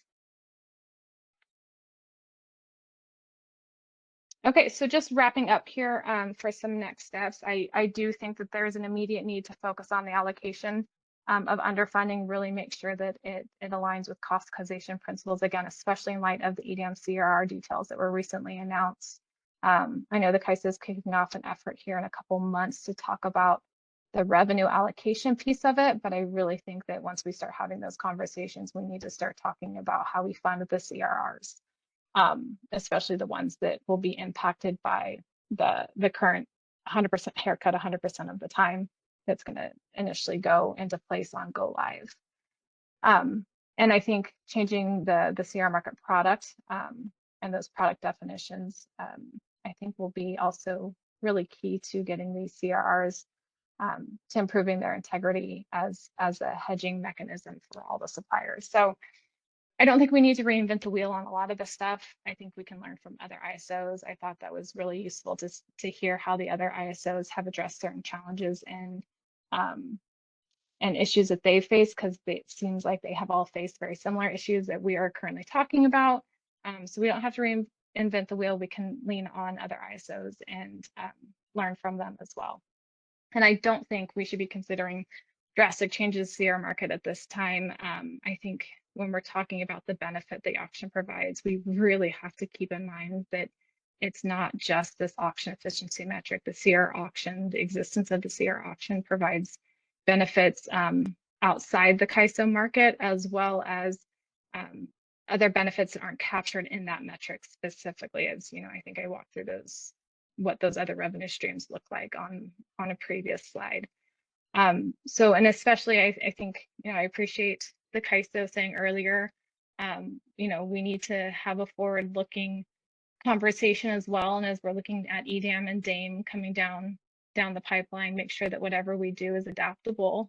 So I think any drastic changes right now to the CR market is going to be a huge hurdle. I don't think it would be adaptable to kind of more of the regional pathway that that the market is hopefully headed towards. So I think I appreciate the CAISO acknowledging that, and hopefully making these suite of changes to the CR market today will help, I think, improve the integrity of the CR product that we have, and also help it fulfill its roles, all of those roles that it provides and plays in an organized market. So I think that is my last slide. I want to advance one more. Yes, okay, perfect. That is all I had, so I can pause for any questions.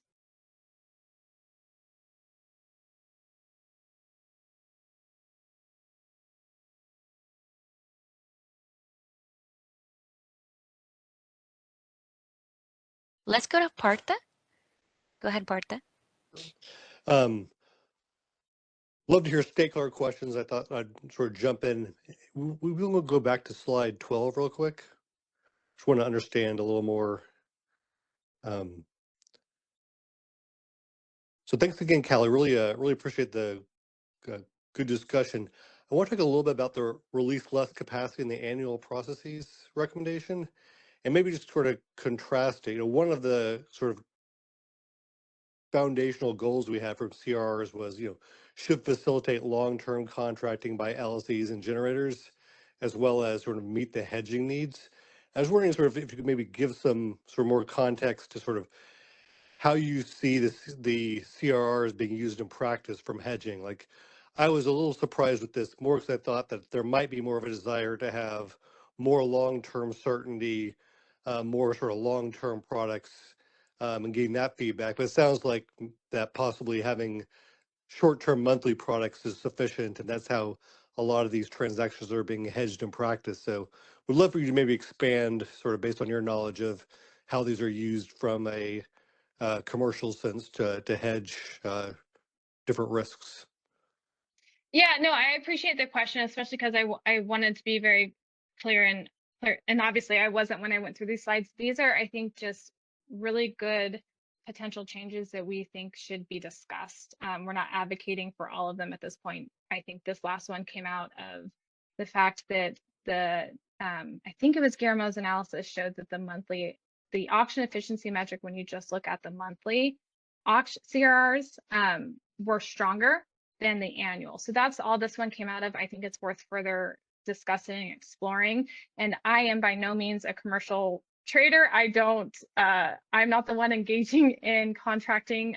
So I would love to hear an answer to your main question, but I don't think I'm the right person to answer that. So I don't know if somebody else would be willing to chime in here on whether or not they see a significant difference or benefit out of the seasonal CRRs from a contracting perspective versus the monthly. If there is, I think that's great information to pull into these conversations, and why we kind of wanted to put stuff like this on the table so we can have those conversations. Because yeah, not advocating for everything to move forward, just we think it's worth talking about, especially given the analysis that we've seen. No, thanks, Kelly. Appreciate that. And yeah, certainly if others wanted to chime in now or later, love to hear more about that. So yeah, thanks, Kelly.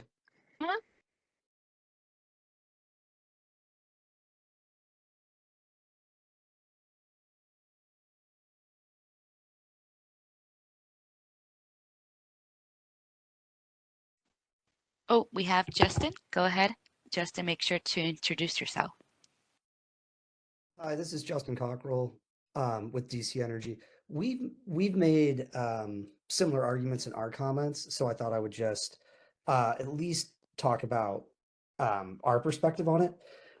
So yeah, Callie's right by pointing to Guillermo's analysis showing a closer match between the auction revenues and the ultimate congestion revenue in the monthly product.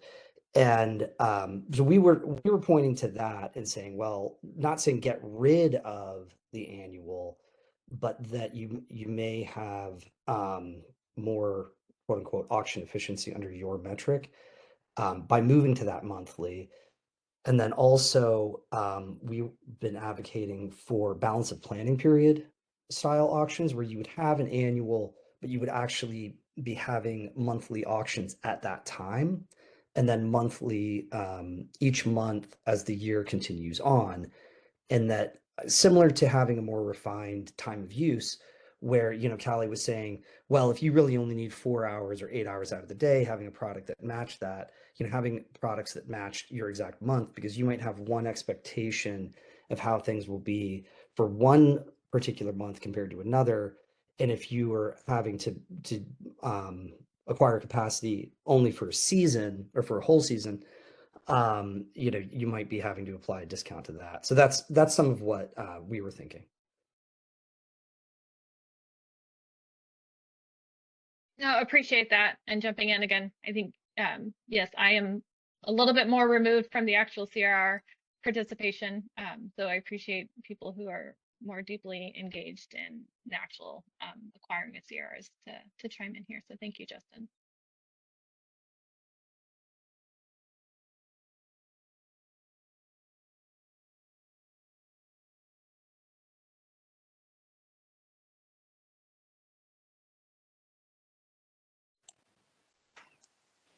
There's no more questions in queue, Callie. I don't see them in chat either at this point. Thank you. Okay, sounds good. Well, if anyone else has questions, feel free to email. My email address is right there. Happy to chat with anyone.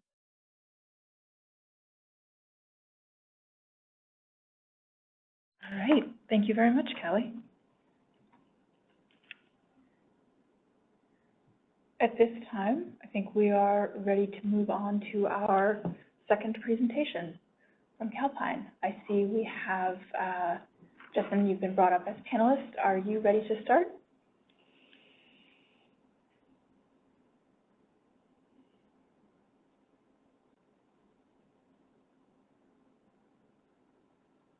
If you're speaking, you're on mute.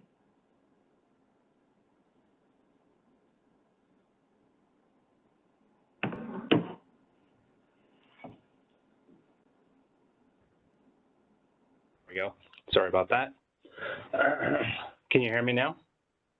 We can, loud and clear. All right. My name is Justin Panu. I'm presenting on behalf of Calpine Energy Solutions, the LLSE, as well as Calpine Energy Services, the generator, both who have presence in California as well as other ISOs. I also have here with me Eduardo Gil. He's the head of our quant and transmission team, and I'll introduce him a little bit later, but both of us will be presenting today. Next slide, please. All right. Calpine wears two hats in several ISOs, one as a generator and another as an LSE. We see that effective congestion hedging is crucial from both viewpoints. Both generators and load-serving entities gain from a robust CR mechanism. It enables forward planning, competitive pricing, and reliable cost recovery. Policies should recognize that what benefits one side, such as risk reduction for generators, often ultimately benefits the other side, which is a lower cost and reliable supply for LSCs and their customers. However, all LSCs, whether IOU, CCA, or direct access provider, are exposed to financial impact of transmission congestion. Non-utility LSCs, like direct access providers, price their customers' contracts at market-based rates, not rate schedules. So any spikes in congestion costs hit their bottom line immediately. These competitive LSCs have no guaranteed cost recovery, which means they must hedge locational price differences, or what we in Calpine call basis risk, to maintain their slim margins and offer lowest prices to customers. If they fail to hedge congestion, they either absorb losses or charge customers a higher risk premium, and neither is sustainable in a competitive environment.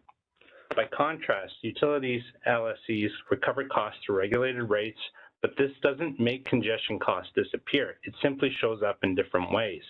When utilities purchase power from independent generators like Calpine, there are only two options regarding congestion risk. Either the generator covers that risk or the utility does. If the generator is asked to deliver energy to a distant load area without a hedge, the generator will include a hefty risk premium in the contract price to protect itself, and we've seen this play out in a number of our PPA negotiations. Alternatively, the utility might agree to take energy at the plant's location, the bus bar, and handle the congestion cost itself, meaning the utility's customers bear that cost if it isn't hedged. Either way, it's important to recognize the ratepayers end up paying for congestion. It's important to recognize that these congestion risk premiums in power contracts can be very large. In aggregate, these premiums, or the premiums baked into the long-term PPAs due to unhedged congestion uncertainty, can dwarf the costs of CR auction underfunding that have been cited in the past. For perspective, California ratepayers have paid on the order of tens of millions of dollars per year to cover CR auction shortfalls, a cost which is spread across all load. But if generators each add a few dollars per megawatt as a risk premium to cover the basis risk, the total cost to the consumers across all contracts is likely much higher. Thus, focusing only on eliminating CR underfunding misses the bigger picture. Robust congestion hedging can save ratepayers far more by reducing risk premiums in energy contracts. Additionally, since CAISO's Phase 1B changes in 2018 eliminated the practice of fully funding CRRs, any congestion revenue shortfall now results in reduced payouts to CRR holders. These underfunding short pay events have affected,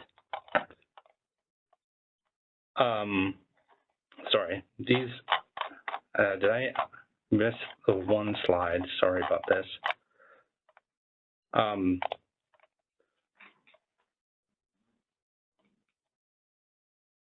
Okay, sorry, we're still on the correct slide. So these underfunding short pay events have affected both sides of our business, Calpine LSE's arm and the generation arm, underscoring that inadequate hedging hurts everyone and reinforcing our shared stake in a robust CRR market.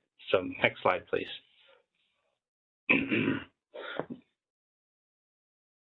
Generators and load-serving entities have a shared interest in using congestion revenue rights as hedges against transmission congestion costs. For generators, a CR provides revenue certainty beyond their interconnection point, and for LSCs, it ensures more predictable delivery costs. However, without such a hedge, a generator is exposed to congestion risk, must build a risk premium into its energy contracts to cover potential price spikes. By securing CRRs, the generator and LSC lock in congestion costs ahead of time, removing uncertainty. A hedged generator no longer needs to insert large risk premiums in PPAs or require LSCs to purchase its power. The alignment through CR hedging leads to more stable, efficient pricing and directly benefits consumers through lower energy costs. Calpine and other energy service suppliers in California today often only offer up hedges to the major trading hubs, but do not fully hedge all the way to the customer's DLAP under current market limitations, meaning that basis risks between the hub and the customer's load point falls on the consumer under many contracts.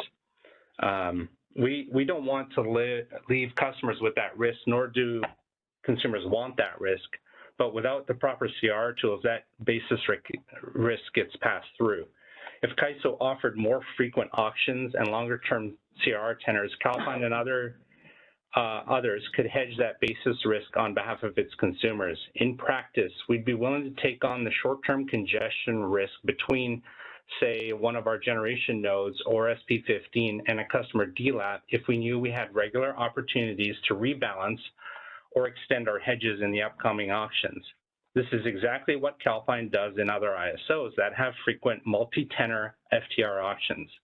Calpine participates in these markets and fully hedges the path to the customer's load, offering fixed delivered energy prices without leaving the customer exposed to basis differences, because we know that we can always go back into a forthcoming auction to true up our positions. Bringing CAISO CR market up to that standard would empower suppliers to offer California consumers the same kind of fully hedged, predictable pricing. It would shrink or eliminate the currently unhedgeable risk window between contract signing and the next auction opportunity. If CAISO offered more frequent CR auctions and a broader range of forward instruments, Calpine would have the ability to hedge properly. Calpine would actively participate in these auctions, which would help foster a more robust market. Ultimately, the consumers would benefit from a more stable and cost-effective energy prices. Let's go to the next slide. Let's talk about why CR matters so much to companies like Calpine, and also acknowledge where the current CR market design is falling short. CR is intended to be financial equivalent of securing transmission. They let anyone deliver energy from point A to B financially, receiving or paying the congestion charge difference. For an LSC, holding a CR auction or CR from generator to our load zone means we're protected if congestion blows out between those 2 points. The CR payout offsets the high congestion costs in the day-ahead market. This is absolutely essential for us to offer customers stable prices. FERC itself has emphasized that the ability to hedge congestion is a key role in ensuring open access in electricity markets. If we didn't have CRRs or something like them, competitive LSCs would either expose customers to volatile congestion charges, or generators would add risk premiums to their fixed prices. Now, how does the CAISO's current design limit the effectiveness of CRs as hedges? Well, the biggest issues are the infrequency of auctions and the short durations of products available. CAISO gives one major opportunity to hedge long-term, the annual CRR auction for the upcoming year. After that, there are only monthly auctions for the individual prompt month. This is in stark contrast to markets like PJM or ERCOT, which offer long-term FTR auctions covering multiple years, or annual auction for each plan year, and then monthly auctions for as well as balance of planning year. So why does this matter? Because in our business of contracting with customers doesn't happen on a neat annual cycle. We sign contracts or reprice existing ones or sign PPAs all the time. If I land a large new customer today, I might need to hedge for the next 12 or 24 months starting now, but the next annual CR auction might be may not be available until the next winter, and even then it only covers the following calendar year. There's currently no way to buy a 2-year CR starting in the upcoming month, or to participate in a quarterly or balance of year auction that fills this gap. The result is that we can't line up our hedges with our obligations. We do our best, maybe using monthly CRs or other financial products, but it's not an exact match. As we've noted in stakeholder discussions, the absence of CR auctions near time of contract executions means it's difficult for us to assess and hedge our basis risk fully. And thus we end up embedding higher risk premiums in our deals. In simpler terms, if I can't hedge risk, I have to charge more to insure myself against that risk. That raises the cost for consumers and indicates the market isn't as efficient as it could be. Addressing the auction timing and product tenor is therefore a big part of our recommendations. Next slide. It's important to recognize that Calpine is not alone in many of these views. First, liquidity and price discovery or improved forward price signals in California's power market is important. The majority of stakeholders see value in the CR auction as a source of liquidity. Nodal Exchange, for instance, made a point that really resonates. The CR auction is a critical piece of the hedging ecosystem, and if we undermine it, we risk unintended consequences in the forward markets. Financial traders sometimes cast on a negative light. We're defended by several comments noting that these participants take on risk and add liquidity, which helps reveal forward congestion prices and provides willing counterparties for hedgers. This liquidity benefits LSCs seeking to hedge because a more liquid market means better pricing and more opportunities to lay off risk. Second, the notion of auction losses. The idea that load is somehow losing money because auction revenues don't equal congestion payments has been heavily debated. Many stakeholders, including Calpine, have argued that this metric is misleading. Auction prices are set by expectations of future and include prudent discounts for risk. They aren't supposed to match actual outcomes dollar for dollar. In fact, if they did routinely match, that would imply either foreknowledge of future events or an overpayment ignoring risk. We've seen analysis, including the CAISO's own data, showing that aside from exceptional event like the Malin outage in January 2024, auction revenues have been in the ballpark of congestion payouts, even exceeding them in some months.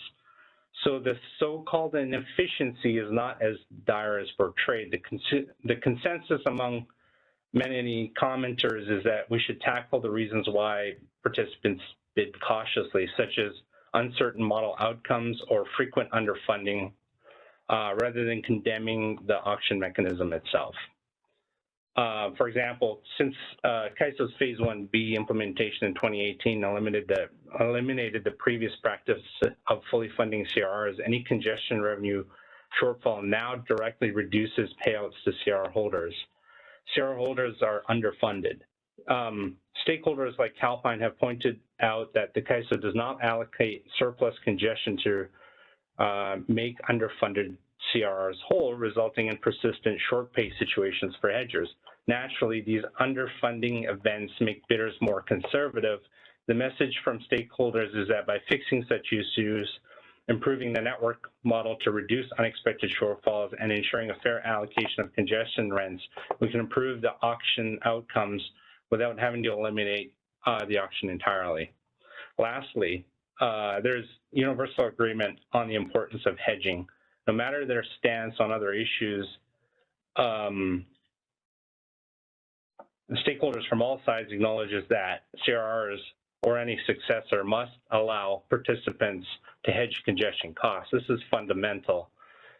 Even the California DMM and consumer-focused entities who might favor changes to protect ratepayers don't dispute that an instrument for hedging congestion is needed.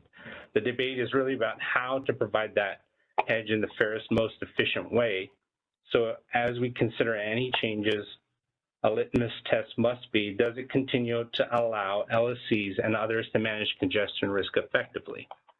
On to my next slide. One of the most significant proposals on the table is from the DMM, called the willing and buyer and seller model. Under this current system, CAISO auctions off CR capacity, and essentially any cleared CR is a liability congestion revenue balancing account, which load ultimately backstops if there's a shortfall. DMM's proposal would change this by saying we're only going to have an exchange of CRs if someone who holds these rights, like a utility with allocated CRs or maybe rights associated with transmission services, willingly offers them for sale. If no one offers a particular CR path, it simply isn't sold. The ISO wouldn't automatically put all available paths up for auction. The motivation behind this is a concern that the current auction forces load to sell low and buy high, meaning that load might be given up congestion revenue for less than it ends up paying out. Certain stakeholders and consumer advocates like this idea because it sounds like it would stop ongoing losses for ratepayers. They believe it aligns with two core purposes FERC identified for transmission rights, fairly allocating congestion and allowing hedging, but do so in a voluntary way. Importantly, DMM clarifies that they're not trying to ban financial players or shut down all trading. They frame it as an auction, but one in which both sides of the trade are voluntary. If you're load, you value the CR more than the market is willing to pay, you simply hold on to it. If a financial entity or another LSC values it more than a trade can happen. The expectation from DMM is that this could lead to prices that reflect true willingness to pay and ensure that load isn't losing money on CRs it never wanted to sell in the first place. You know, on the surface, it sounds reasonable, but Calpine and many others see serious issues with this approach despite its intentions, and the devil's really in the details on how such market would function and what the unintended side effects it could create. And so, you know, we get into that into our next slide, slide 6. You know, so Calpine and and many stakeholders who rely on the CR market have a strong reservations about this proposal. The first concern is about market liquidity and price discovery. A centralized auction casts a wide net. It effectively asks the whole market, what's the congestion head worth on every possible path? Even if a utility isn't interested in selling certain paths, today's auction mechanism will still produce a price if someone wants to buy them. If we move to a system where nothing is for sale unless a utility or LSC, LSC proactively offers it, or if in the unlikely event financial participants are willing to accept the illiquid risk or offer the capacity, we're going to see a dramatic drop in the number of CRRs available. The auction could become very thin or non-existent on many paths. Fewer data points means a less informed market. In fact, some opposing DMM's plan argue that it's tantamount to eliminating the auction entirely, just doing it in a roundabout way.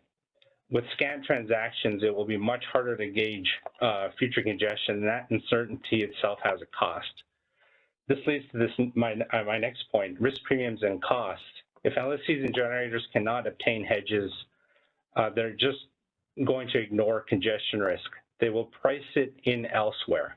Generators might raise bilateral contract prices to account for the worst case congestion scenario. Retail providers like Calpine, retail LSC providers like Calpine Solutions would have to build a bigger cushion into its fixed price deals. The DMM proposal is supposed to save load from paying auction losses, but those savings could be illusory if the cost of energy itself rises due to higher risk premiums. Our position is that removing the auction could increase overall cost to consumers because the auction today actually provides a mechanism to shed risk to those willing to take it at a price. Without that, everyone holds more risk and they will charge for it. As stated in our responses, which is also backed by the CAISO's Market Surveillance Committee and other studies conducted for other ISOs, we strongly believe that such higher energy prices from lost hedging opportunities would far outshadow the heavily debated auction revenue shortfalls.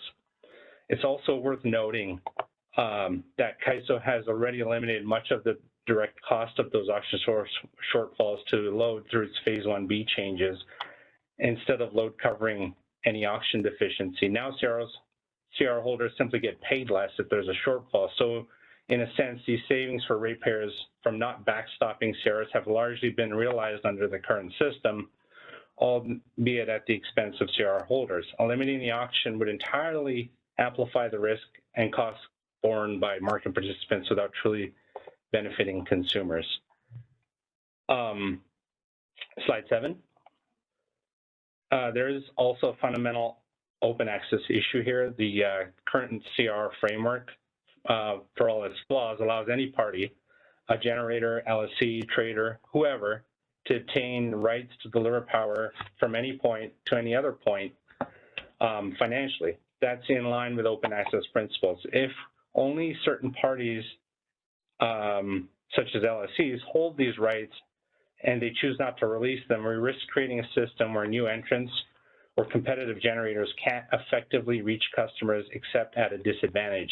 We could inadvertently restore some physical advantages that open access was meant to eliminate. For example, if a generator at location A can't secure CRR to deliver to load zone B because the LSC at B won't sell it, that utility has kind of a gatekeeping power over the delivery path. This is a form of market power that concerns us greatly as a generator and an LSC. It could stifle competition and keep prices artificially low for sellers of energy or high for buyers in a way that's not healthy long term.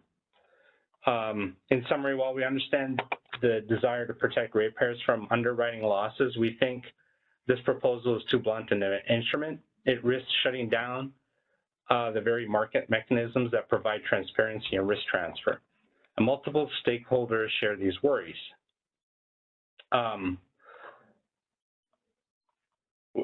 Calpine believes we can make adjustments to improve it, and I'll cover those in our recommendations. But from Calpine's perspective as a competitive supplier, I want to underscore a critical point under the current proposal. Calpine will not take on DLAP basis risk or hedge consumers' basis exposure in the way we normally might through CRs, because the DMR proposal simply doesn't provide a viable market or products to do so. In practice, if the CR auction mechanism is removed and not replaced with something equally robust, there's no way for us to hedge the price difference between hub or generation node and a specific load zone over the long term. The proposal so far doesn't address hedging needs beyond 1 year, yet many customer contracts, utility procurement, or generation investment involve multi-year horizons. If we can only hedge on a short-term or 1-year basis or not at all, we cannot simply assume that risk on behalf of our customers for longer-term deals. The only prudent choices for us would be to either pass the local congestion directly to the consumer or avoid offering fixed-price services in those areas altogether. Neither outcome is good for the consumer or the market. To put bluntly, a bilateral-only CR regime provides no assurance that a hedge will be available when and where it's needed. So Calpine and similarly situated suppliers would have no choice but to step back from covering that risk. This is a real-world example of how proposal would unintentionally harm customers. Any short-term ratepayer saving from not underwriting CR auction losses may be negated by higher costs in energy contracts where congestion risk is unhedged. This proposal also neglects the fact that hedging in the long-term game, hedging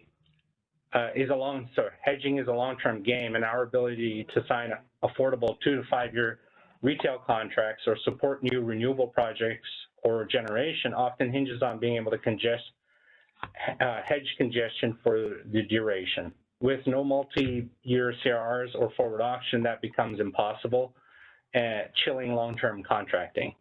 To that end, I'd like to introduce Eduardo Gil, the head of our transmission and quant team. He has significant experience in our organization evaluating power flows, participating in ARRs, FTRs, and CR auctions in PJM, MISO, and ERCOT. He also participates in hedging the basis risk for our customers in those regions. He has a bachelor's in engineering and has an MBA from Chicago with specific focus in financial engineering. He's able to articulate in technical and mathematical terms the importance of the CAISO continuing to administer the auction and why the expansion of the auctions is necessary from a commercial perspective. All right, go ahead, Ed. Thank you, Justin. And can we move to slide 8, please? Okay, so this might be a little too small for you guys to see, but I'll try to explain the picture. Basically here, we're trying to provide a risk management perspective to the problem of hedging basis, right, and computing risk premiums. So here, we're borrowing from ERCOT numbers. The path here is on the left side of this picture. You're going to see that, if you can see it, it says the ISO is ERCOT. The source is the hub north in ERCOT. and the sink is Houston load zone, okay? So basically, these are like data points in the past, but I believe they illustrate they give you like a way to quantify the tail of the probability distribution, if you will, the basis, right, for basis cost. So if you look at the green bar, which is easy to see, right? Like those are like the day-ahead price outcomes. Okay, each one of those bars, you see there are 4 bars. This plot starts in January of 2021, and each one of the bars represents a 6-month product, a semester. These are like long-term auctions. Okay. So if you see the 3rd bar, January of 2022, there's a pretty large spike in day-ahead prices. That bar, that green bar, the outcome there is $16.35.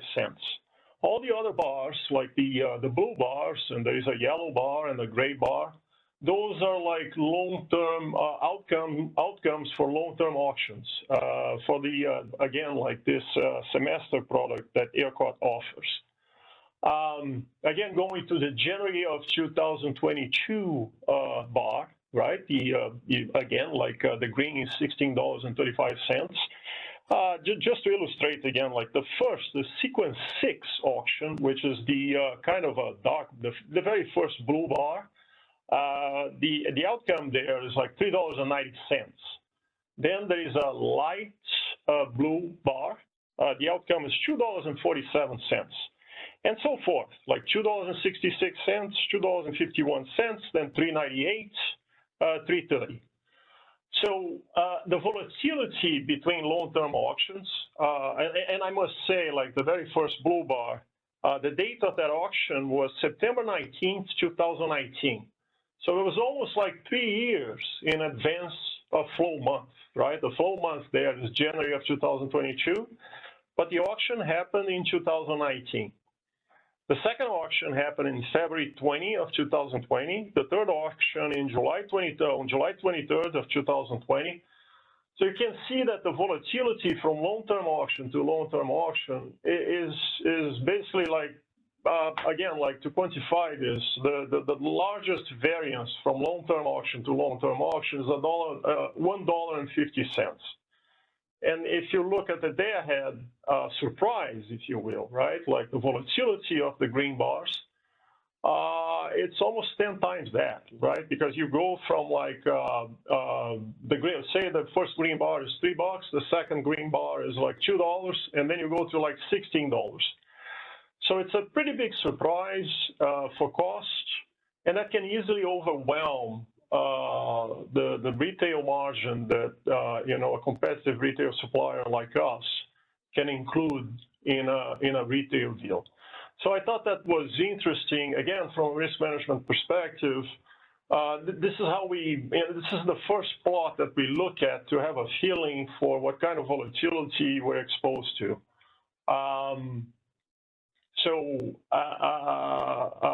From there, like. I hope I didn't go too fast through the numbers, and if anybody has questions about the numbers, I'll be happy to answer. But then again, like I think it's a pretty self-explanatory in terms of what kind of volatility you're exposed to day-ahead prices, and if you have like frequent long-term auctions, what kind of volatility you're exposed to from bar to bar. So if we go to slide number 9, then I'll try to provide like perspective on like how we try to quantify this thing. So there is the very first bullet, right? Like hedging years in advance of flow month shrinks the cash flow probability distribution and hence the risk premiums. Again, like if you think back of the prior slide, the tail of the probability distribution for the day-ahead price is almost 10 times the tail of the probability distribution for the long-term auctions. So that makes a huge difference. How do we quantify that? And here, like, this is a concept that I debated with Justin real quick, like prior to our presentation, but I'm borrowing like the concept here from oil markets, but it applies to natural gas markets, it applies to electricity markets, it applies to any commodities market, right? If you are far in advance of flow month or the cash month, then the volatility is really low. Again, like the plot here is probably too small, but on the x-axis, you have like time to maturity in years.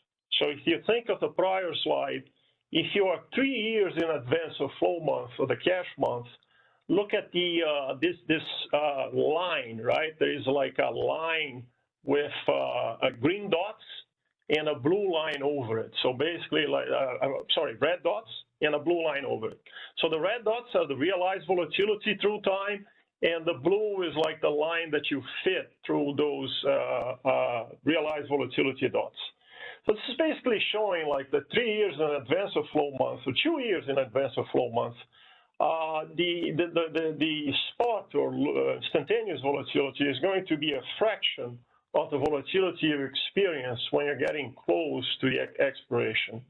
So that was exactly what the prior slide was showing us. As you're getting close to having to buy your short position in the basis market in the day-ahead market, you're going to have to pay up, right, if there is a spike. And if you have the ability to hedge far in advance of flow month, the volatility is going to be much smaller. Here, like I put like a fancy name here. This is like the this upward sloping like line. This is like the Samuelson effect, right? The maturity effect. If you go to Google, like you can find this, right? So basically, like this is just like a way to model numerically like the risk that you're exposed to. And then finally, like I have a final bullet on this slide that states that like CRR auctions, they work as a price discovery anchor, right, to the bilateral basis markets. Without the auctions, there are no price signals for the physical capability of the transmission system. And hence, bilateral basis markets via spreads are going to be wider, which ultimately increases the cost to serve loads. So again, like the fact that you have a file that shows all the outcomes for a long-term auction, right? Like with the prices, the values for the paths, and in addition to that, the expected value for the path and the expected value for the shadow price of the binding constraints, right? So even if you're going to look into a new path, you can decompose it by the constraints and have a good idea of the value of a specific CRR. So it's a wealth of information when we look at the outcomes at the the file that is after the auction runs. You have that file that has all the the value of the path and the value of the shadow prices of the binding constraints. Having access to that information is extremely important to manage the risk. If we don't have that, we're kind of blind actually to what's happening. I hope that helps. I understand there's a question out there, so we can go ahead and take some of those. Go ahead, Abram. Please introduce yourself and the slide number. Hi, this is Abram Klein with Appian Way. Can you hear me? Yeah. Kaiso, I don't mind waiting till the end of the presentation. Sorry, I did have a hand up, but if you want to let it. Fine, just go ahead and ask it. Okay, so I guess my my question refers to the previous couple slides for Justin, and I'm wondering about whether the CRRs that are allocated to LSEs that they might offer under willing buyer, willing seller, are those the CRRs that best match the CRRs that an IPP or a retail LSE would, best need to match its own hedging needs in California in terms of your own experience? Or is there like an advantage that the auction is actually creating for open access and allowing for reconfiguration? Yeah, so passing savings and congestion and transmission allocation of transmission costs to consumers is sort of a two-step process. One, maximizing the revenues in the allocation, providing a discount there, and then hedging the basis risk. So there are, if you were to just look at, the allocation as a hedge, rather than trying to maximize the amount of allocation revenue, you would actually you wouldn't actually be creating the savings that you could for the consumer. So it's that, so that I don't know if that helps explain that, but I think so. I think you're saying that the Calpine as an IPP and a retail as LSE benefits from having access to CRRs that aren't exactly the same CRRs that get allocated to LSEs, which they might release in a different function. So that the reconfiguration that occurs in the auction is actually pretty helpful, rather than having to have a one-for-one match between the points at which the seller sells and the buyer buys. right. Okay, and how does underfunding impact your ability to rely on the CRRs to hedge in terms of, Yeah. Go ahead. I mean, that's the other issue is that, as with the underfunding as an LSC, if you don't want to be exposed to the short-term market or the day-ahead market, you're really forced to sell in the auction. If you don't want to be exposed to the underfunding, the short pay. But what that does is it makes you sell past. You probably want to take the day ahead, but it reduces the artificially reducing the prices in the auction, because you don't want to be exposed to the day ahead market. Then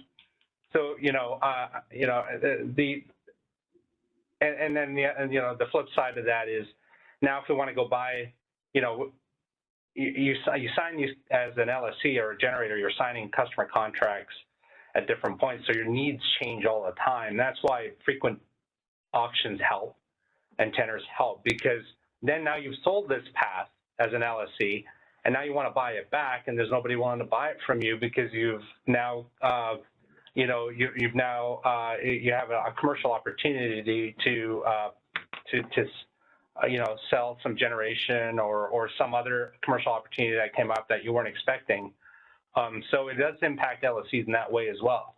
Look, I'll just add one point to this. Like, it's very dynamic, right? Like, we're transacting every week, if not every day, right? And here we're talking about just one opportunity during the year, right? Like for the long-term process. And we're talking, not from hypothetical perspectives. These are real commercial. I'm on the origination. I have kind of a unique perspective myself internally, because I'm on the origination side, negotiating some of these PPAs, as well as in the CRR market, and and so I have both those perspectives, and these are real world examples that we're talking about. Okay, thank you. Sorry for the interruption. Nice presentation. Thank you. Is there any more? We can take some more on these two slides.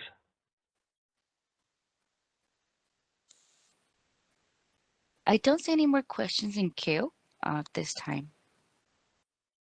All right. So we'll go to slide 10. So our recommendations focus on improving the CR auction structure, given our, our experience and commercial perspective in other ISOs. from both the LSC side and the generator side. To increase liquidity and better, meet market participants' hedging needs. First, the auction frequency is really important, as Eduardo had pointed out in these last two slides. He's really done a good job of trying to portray the risk premiums associated with infrequent auctions. And we believe the CAISO should hold auctions on a more frequent cadence. One idea is to introduce, the balance of planning year period, or balance of planning period auctions, say every quarter or after an annual auction, where you can get CRs for the remainder of the year. This would let market participants adjust their positions as conditions evolve. And I think, Abraham's question led to, a really good example of, an LSC having to selling its needs, but not being able to buy it back if, there's no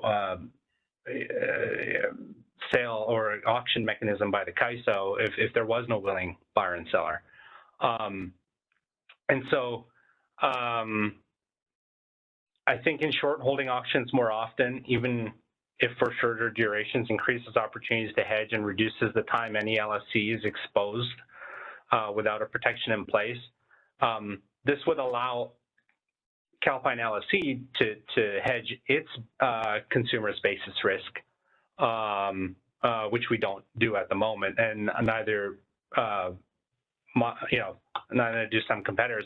We've actually heard some competitors try to sell the basis risk to the DLAP zone, and they get sideways, even under the current structure. So, next long-term products, a lot of us in the stakeholder process have pointed to PJM's model. PJM offers FTRs not just 1 year, but or ERCOT's model through a long-term auction that goes out several years. In fact, PJM even has, I believe, a 4-year instrument available, right, Eduardo? 3 years. 3 years? Yeah. Okay. So, why does that matter? Because many retail contracts or power purchase agreements are multi-year. If I know I need to hedge congestion for a plant for the next 3 years, it's hugely valuable to secure that hedge in one go, locking in today's expectations. Calpine has explicitly said we would increase our participation if multi-year CRs were offered. And we're not alone.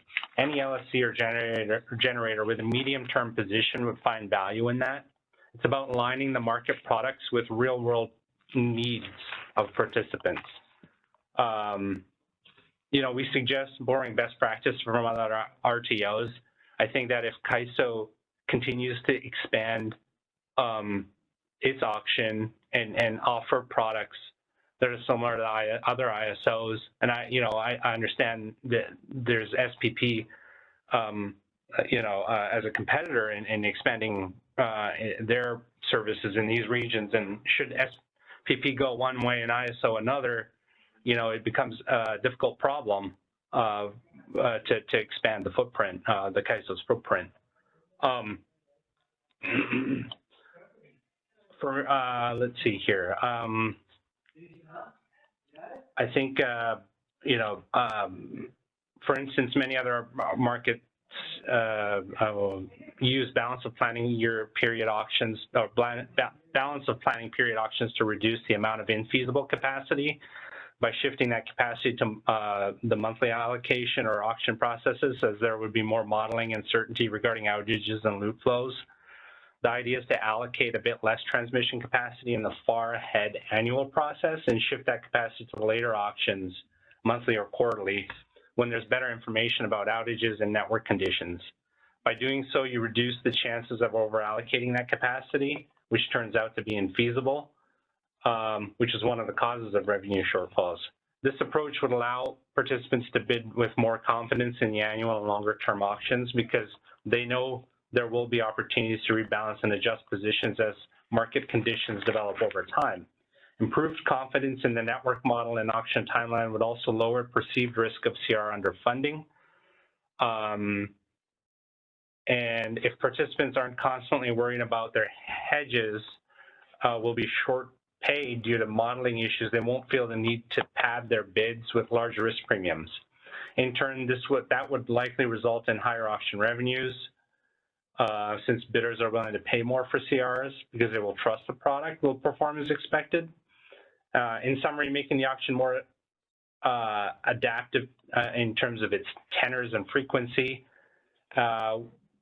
and accuracy should reduce the risk across the board, which gets reflected in lower risk discounts and more aggressive bidding. And that's all I've got. Is there any more questions? Yes, we do have Seth. Go ahead, Seth. Please be sure to introduce yourself.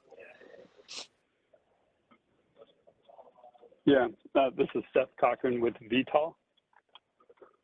I've been, so listening to all this, I think it's been really insightful in terms of the commercial impacts and the cost to load if the CR auctions were to go away. But I do have one question on the expansion of the auctions, because I think, looking through your presentation, that's a very important part of it. I see that you're suggesting that if we go to a PJM BOP style auction or an ERCOT LTAS style auction where you have more frequent ability to acquire hedges, that there's more cost savings to the end user. And so my question is, have you all attempted to quantify the range of that benefit? Or at least anecdotally, what do you see as a participant in those markets in terms of the risk premiums that you're able to avoid due to the added liquidity? Well, I think that's a good question, and that's what we try to convey with slides numbers 8 and 9, right? Like those slides. I mean, like when we look at that spike, a day-ahead price spike, right? 10 times the volatility that you see from long-term auction to long-term auction. Look, a back of the envelope way of looking at the risk is that if you look at that, yes, energy, right, like bar charts, imagine that gives you all the outcomes, right, for the long-term auction. You have like, you probably have like 16 to 20 bars for the long-term auction there, but different semesters, right? So let's say that the tail of that distribution of those bars is like $3, whereas the tail of the day-ahead market is like, let's say it's $10 or $15, so a multiple, right? 3 or 4 times. Basically, like what you do is that you get the standard deviation of the distribution, say like 2 standard deviations, and you apply like a return to that measure of risk.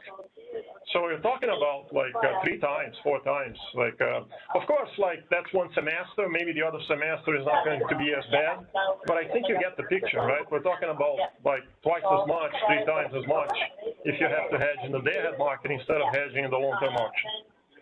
Does that make sense? Who pays for those? It does make sense. Who pays for those risk premiums when you're not able to yeah. Mm-hmm. Yeah. Our consumers pay for that, or the ratepayers do when if we're selling our generation output in a PPA. So. Okay. And my next question is, this is more of just a global universe of how things work in California. Is there a waiting list for large customers to sign up to become customers of direct access providers? So we do have people with that knowledge in our organization.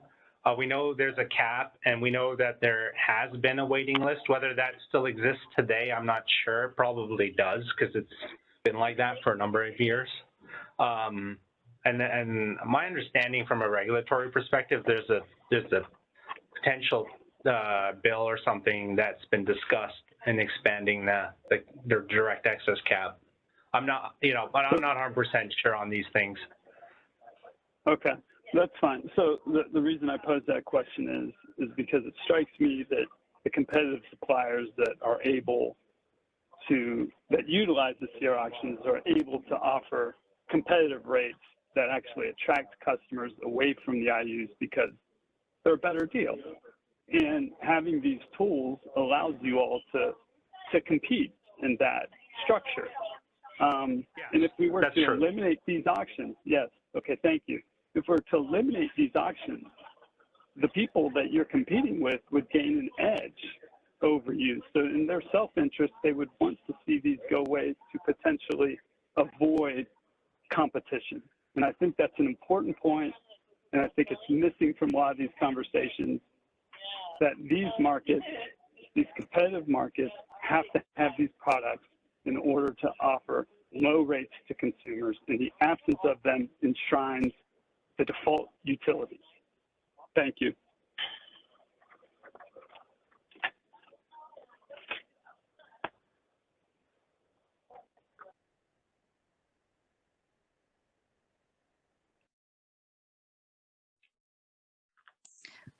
We do have a few folks.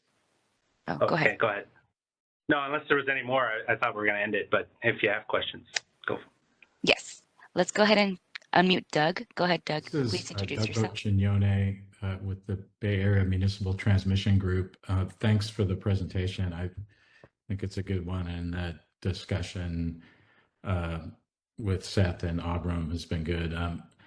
Just thinking back on your discussion with Abram, it sounds like Calpine as an LSE is able to participate in the allocation process, but what you're concerned about is with the willing seller approach is that might limit your ability to sort of rebalance or reconfigure your portfolio to more closely match the actual congestion exposure that you might face. Is that the basic concern?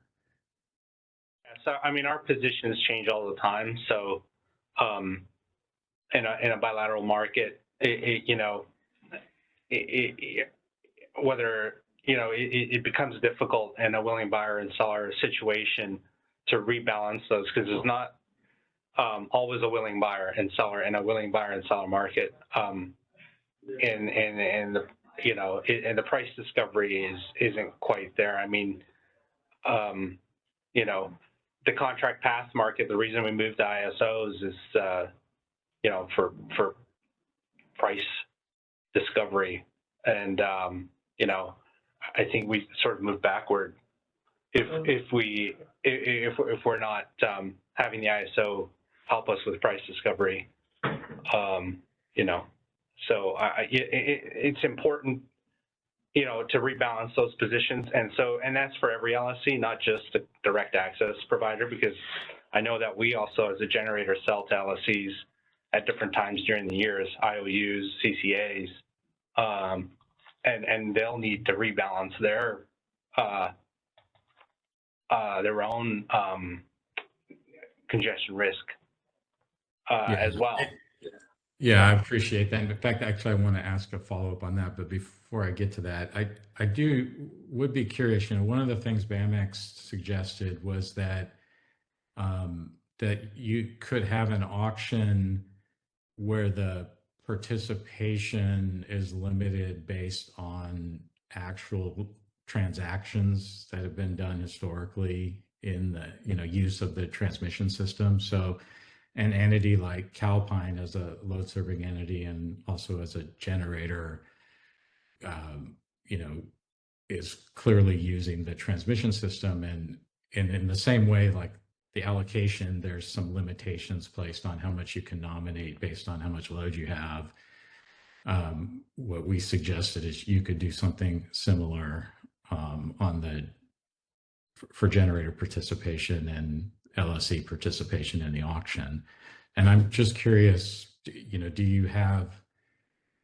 would that kind of approach address the concerns that you just described? Not the multiple auctions, which I think is a separate thing I want to talk about after you respond to this first part.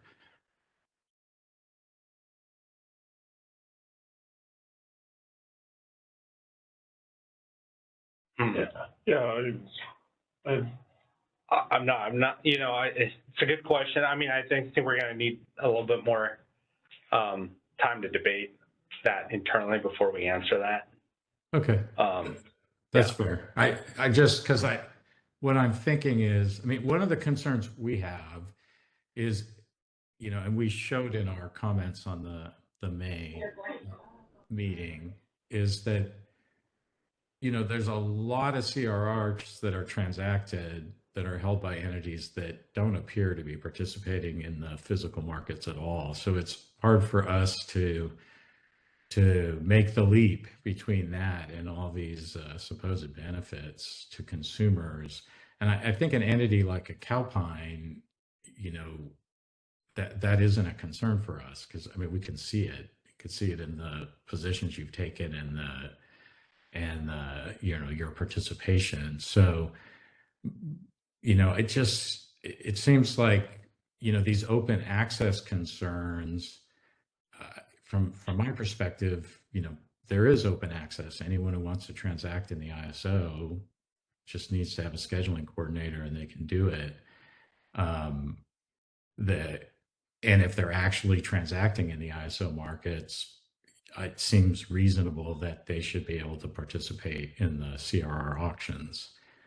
And it just seems like the entities, the marketers and load serving entities that have been participating would still be able to participate with the kind of approach that BAMX described in its May comments.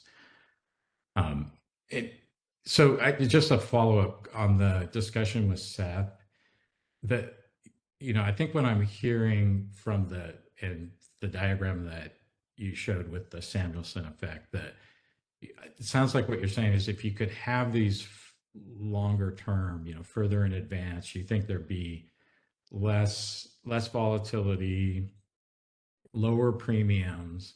I'm just wondering about like the tension between that and what Carrie's presentation talked about, you know, the trying to get closer to have fewer CRRs made available further out. Do you think you can resolve that tension?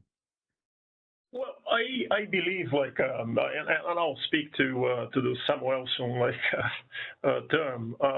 Maybe an example, like, and this is an example like 12 years ago, so I think I can talk about that. Like, it's something that I debated with Justin as well. And this is like, I bring my experience from other markets, honestly. Like, it's not like we do a lot more in markets where there are long-term auctions, frequent long-term auctions, than in Kaiser, because the frequent long-term auctions are not there. So there isn't that much room to play. But for example, like way back then, like we were serving, this is PJM, we're serving load in ComEd. And you source like from the Northern Illinois hub. And our traders, again, this is like 2014, 2015, they were paying like 70 cents, 80 cents, even $1 in the bilateral market for that path. And then we're like, well, let's have a look at that. Then we looked at the auctions, right? The PJM auctions. And from auction to auction, like the FTR for that very, you know, it's not a major path, like the source and the sink, they're kind of electrically equivalent. So the FTR in one auction was 9 cents, the next auction was 8 cents, and then the following auction was 10 or 11 cents. And the FTR wasn't moving too much, and it was cheap. And then you also have the marginal losses, right? The marginal loss spread. We estimated like, let's say the marginal loss spread is another 10 or 11 cents. So the true cost here is 20 cents. But our trader was paying like 70 cents, 80 cents, $1 in the bilateral market. So we said, like, why don't we go with the FTRs? And we managed to lower the cost there for the entire position by a lot. And at the end of the day, we can pass that through to our customers, right? Because we're lowering the cost to serve on our side, so we can lower the cost to serve to our customers. So that's why, like, I tried to mention, like, on my 2 slides, like, you know, the price discovery, the fact that these auction files are out there, and you can see not only the value of the path, you can see the value of the binding constraint as well, the shadow price of the binding constraint, and expected value way in advance of flow month. That's very important, I think. Go ahead. Yeah, I think that's a good point. I think though, what's like ultimately providing the protection is the parties that are funding the transmission system, whether that's through contracts or in CAISO, the predominantly the load serving entities that pay the transmission access charge. And when too much gets allocated or auctioned, the parties who are taking on that burden are those same parties. So, I think the question is like, what's the right balance to how much do you make available to help increase the market efficiency, recognizing that the more you make available, inherently somebody is taking on that risk. And our concern is too much appears to be taken on right now by the California ISO load serving entities.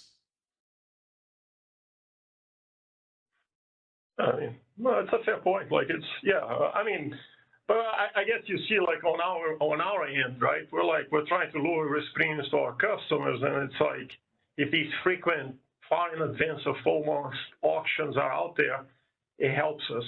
But I see your comments. Like, yeah, I mean the risk premium reduction. We continue to say from a commercial perspective, when we see in commercial reality, which our presentation has a basis in commercial reality, even though our contracts and our bilateral contracts are under confidentiality agreements, so it makes it hard to like tell give you what those discounts are. But we see it as definitely far outweighs any of the auction losses that we've been talking about. That brings me to another point in the sense that what creates the willing and buyer and seller market is not the willing buyer seller market itself. It's the auction that creates a willing buyer and seller market. So that's a really important, in the bilateral market, that you see more bilateral trades because of the price discovery between counterparties. With more frequent tenors and auctions and things like that. So rather than, so there are more transactions outside of the ISO and PJM than there are in California. Actually, I've never seen a bilateral trade maybe other people have, but I mean, in California for a basis risk, but that there are more willing buyers and sellers when there is that a proper structure similar to PJM or ERCOT. Yeah, and one additional comment, and perhaps and I apologize, it's not like we follow the entire stakeholder process, but with an auction, right? Like you get the physical capability of the system being offered, you have the counterflow CRRs or FTRs or whatever, and everybody at the same time. So for my education, actually, are we still going to get, if that were to go through this willing sellers and buyers model, would we still get the shadow price, the expected shadow price of the binding constraint in a long-term auction, or would that go away? Because then you wouldn't have the price signal to value like a specific FTR or CRR, right? Does that make sense? Yeah, I think DMO showed that you would still see that. But... Okay. It's just that it wouldn't, the load serving entities wouldn't be forced to take on the obligation. It would be only those who are willing to participate. And you wouldn't have to, I mean, people could take speculative positions, the counterflow positions in that auction. You don't have to have held a that you're selling, just like in most other commodity markets. It's just it wouldn't be supported by the network that has the obligation to deliver. Okay. But thanks for the discussion. I appreciate it.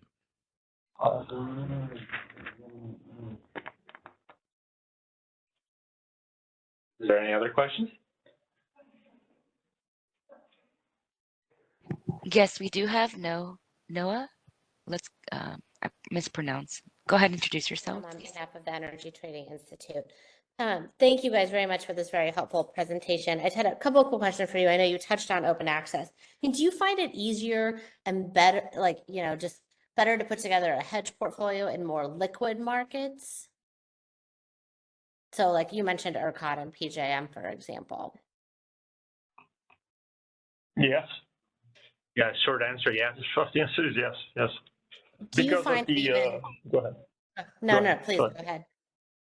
Oh, please Well, go ahead. just because of the aspects that we provide, the fact that we can trade in the long-term auctions, and there is a sure that, I mean, think about ERCOT, right? Like you have like an auction, and 6 months later you have another auction for. So you can build like you can not only like you build like the expected value of the curve for the expected value of the basis, right? The FTRs and CRRs, but also the risk around it, like the term structure of volatility around it.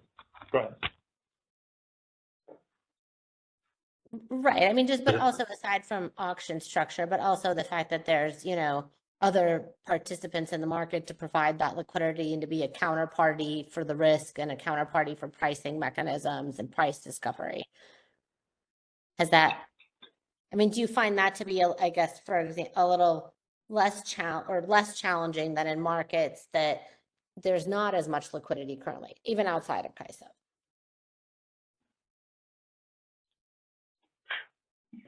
When you say liquidity, you're talking about the bilateral market, or you're talking about the auction itself? No, like, the auction itself, where there are more participants in the auction. Yeah, I mean, like and maybe I hope that I'm providing like a value here on my answer, but it's like we're almost like price takers, right? Like we're short the path and we have to hedge, so we'll like you know, go to market and you know, we'll be able to fill like our needs, and by market I mean the auction. Right. Thank you. That's helpful. I just was thinking about the open access question, which I sort of struggle that we're still having that dialogue, but you know, it was just interesting that you were saying like we want more frequent auctions, basically like we want more robust activity, and other LSEs feel the same way. Yet it seems sort of like the premise of the discussion we're having here, sort of questioning increased liquidity, increased auctions, additional participants to sort of help you offload that risk. So that's why that was sort of the reasoning behind my question. Yeah. I mean, we agree with all that. Other question is, you had, you know, sort of said, look, our consumers are going to end up paying for this in the end. And I'm just wondering if you've shared that position with the CPUC, because I know we haven't covered that a lot in the stakeholder process. And I was just curious if those discussions as to like how, you know, because obviously affordability has been a big issue in California and in other places. And like, you know, or if you could maybe even share some metrics behind some of that in your comments. Yeah, I mean, we haven't put together metrics. We just evaluate the risk premiums associated with each contract, but I haven't taken an aggregate view of all of our contracts. So, I mean, that would probably be a significant undertaking. I'm not sure if we would do that, but I think it's more by, frankly, like I think it's more a little bit more like, and I could fall short here now, but it's a little bit more by example, like this Northern Illinois hub to ComEd in PJM example that I provided. That was, let's say, my again, like 12 years ago, the traders didn't have that much visibility to the value of the path, and would go out there to the bilateral market. And there would be like a couple of counterparties, and they would provide like an 80 cents, 90 cents, $1 premium. And the FTR market gives you the exact costs for that, right? So you can transact at an auction price, right? So it doesn't get much better than that.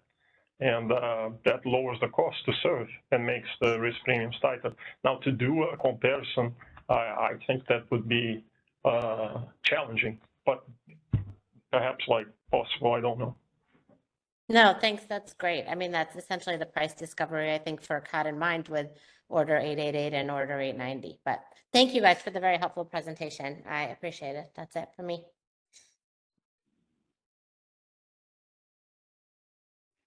All right, we'll go to Steve next. Go ahead and identify yourself, Steve. Edison. Yeah, this is Steve Keen from Edison.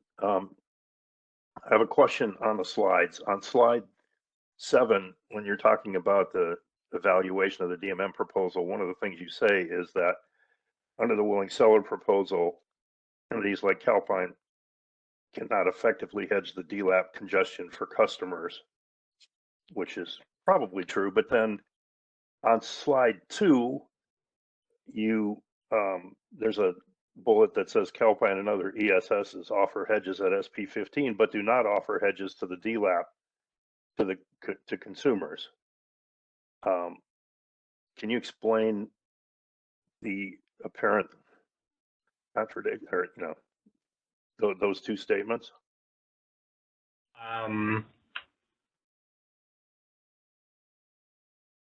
Which you're on 2 now. What was the other? Yeah. Can I, oh yeah, there we are. Okay, so no, yeah, so SP15. So we don't offer basis hedges to the DLAP from SP15. So there, as you know, probably now there's a financial market out there that hedges fixed price SP, buy that on ice. But there's, our contracts effectively, as well as from what we hear from other competitive suppliers, pass through the basis between SP15 and sometimes our generation node, if depending on what our generation company does, but to the DLAP. So yeah, we don't hedge that risk. We do hedge that trading hub risk to the DLAP in other ISOs, but we don't hedge it in CAISO for our customers. Our consumers take on that risk. Okay. And that's, Okay, so if they went to the willing buyer, willing seller, that really wouldn't be a change. You wouldn't be able to offer it under willing buyer, willing seller, but you don't offer it now, so it wouldn't be a change.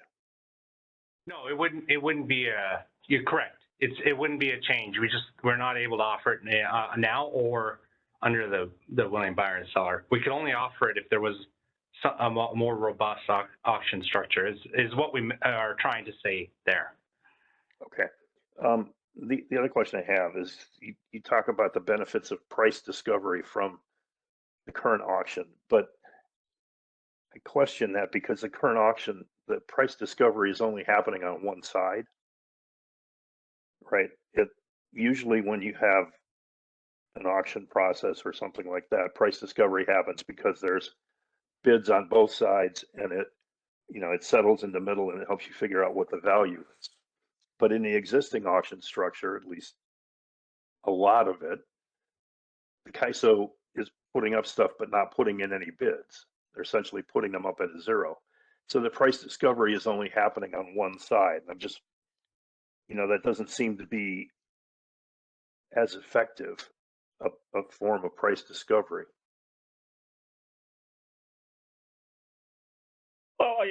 Well, what I can say on our end, right? Like my two cents would be if there were more like long-term auctions, the participation on our end, right, would increase, right? Like so there would be more demand, if you will.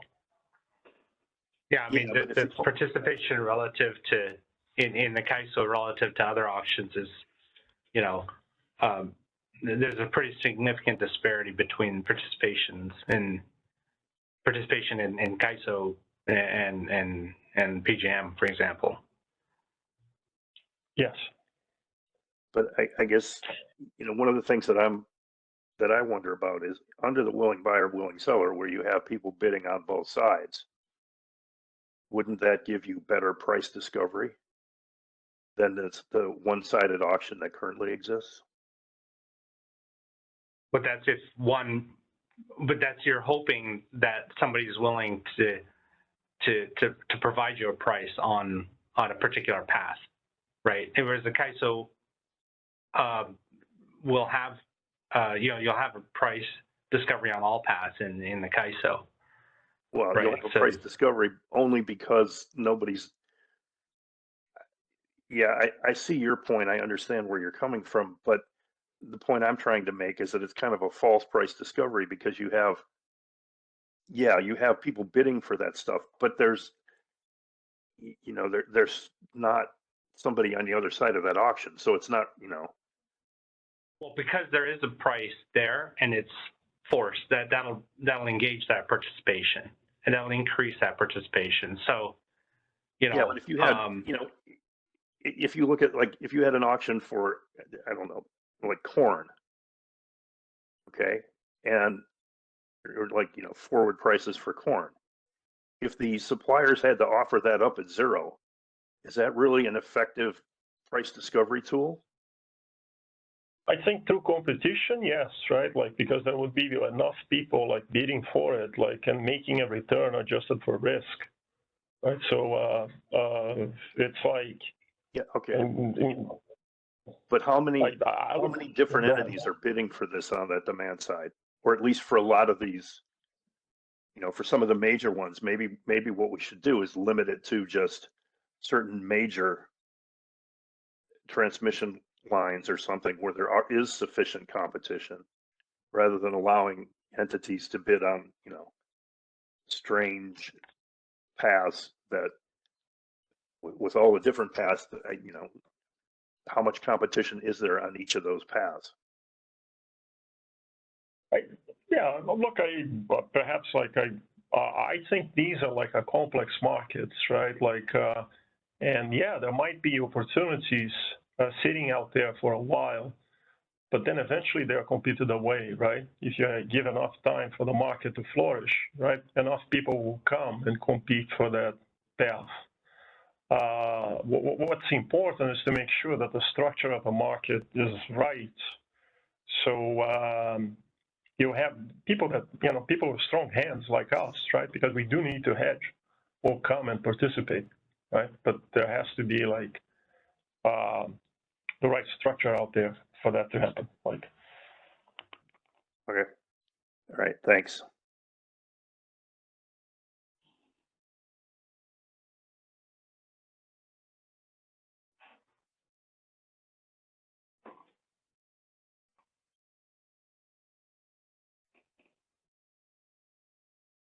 I see we have Abram's hand in the queue.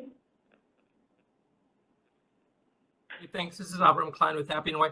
And Steve, I just wanted to contribute to this discussion because just because there are paths that are bought that maybe aren't allocated or that is using the transfer capability of the system, it's not necessarily the case that those paths are uncompetitive.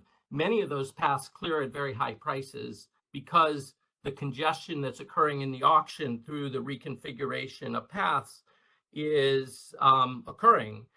What you notice when you look at the market ex post is you can kind of cherry pick and figure out, oh, here are some things that were cleared very cheaply because nobody expected congestion there, and they were very valuable when you look ex post and see that, oh, there was a lot of congestion. And this is what shows up in the auction inefficiency metric. But what I hear from Calpine and others saying is that, look, the hedging needs of market participants beyond just LSEs, IPPs, retail LSEs, other market participants, it's not exactly the paths that are allocated to SCE or PGE or other LSEs that when they get offered, that's what the other market participants want to buy. And so you could find plenty of paths for which the prices are extremely high and maybe even higher in the auction than in what it clears for in the market, even though there's nobody on those paths. So I think that the auction is pretty competitive, and it's more competitive when the market design is working really well. And to just the point that the discussion that you were having with Justin about the fact that LSEs in California have, the market, the standard behavior in California has been for the LSEs to wear all the basis risk for long-term contracts. And that is because this market has not been very effectively designed, because other markets like ERCOT and PJM or MISO, the standard is often for the suppliers, whether they're renewable plants or other suppliers, to wear the basic risk and deliver to either a hub or a load zone. And in California, that doesn't tend to be the standard. And if this market were designed better around CRRs and not have all the underfunding and have more liquidity, I think you could eventually, see it evolve to the point where that basis risk were managed more broadly and more competitively, like we see in other markets.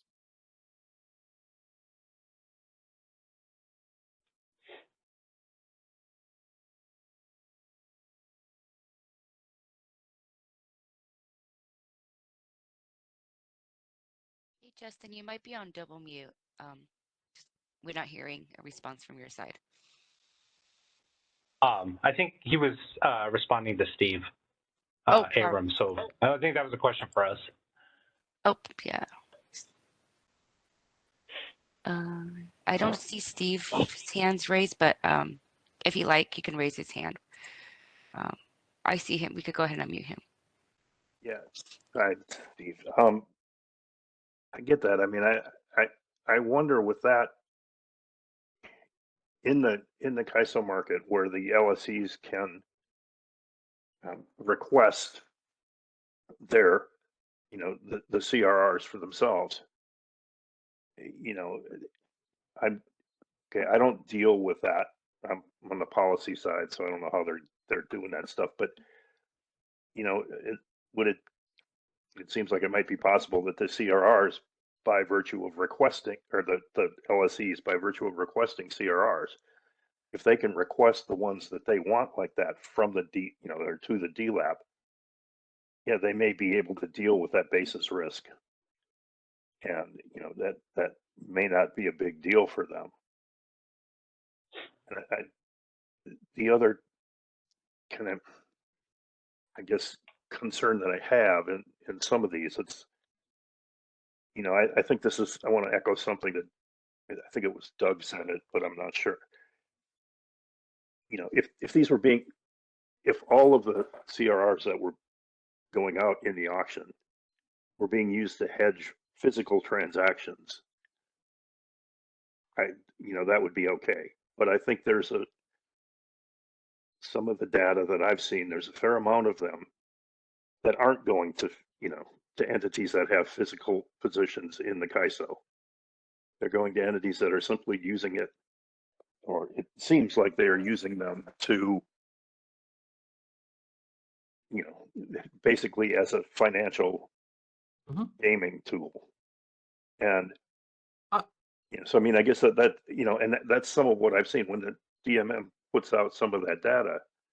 The people that are using it for hedging, okay, the prices they're paying are usually right, they're pretty close to what you would expect them to be. But it's, but they're not making a lot of money on it. They win some, they lose some. Same thing with most of the LSEs, they're kind of in that win some, lose some area. But the ones that are making, a lot of money are the financial entities. So I guess that might be one question I would have for Calpine on this is, when you're doing this, how often are you trading outside the market, outside the auction? How often are you trading with these financial entities to make sure you're securing sufficient CRRs or sufficient hedging?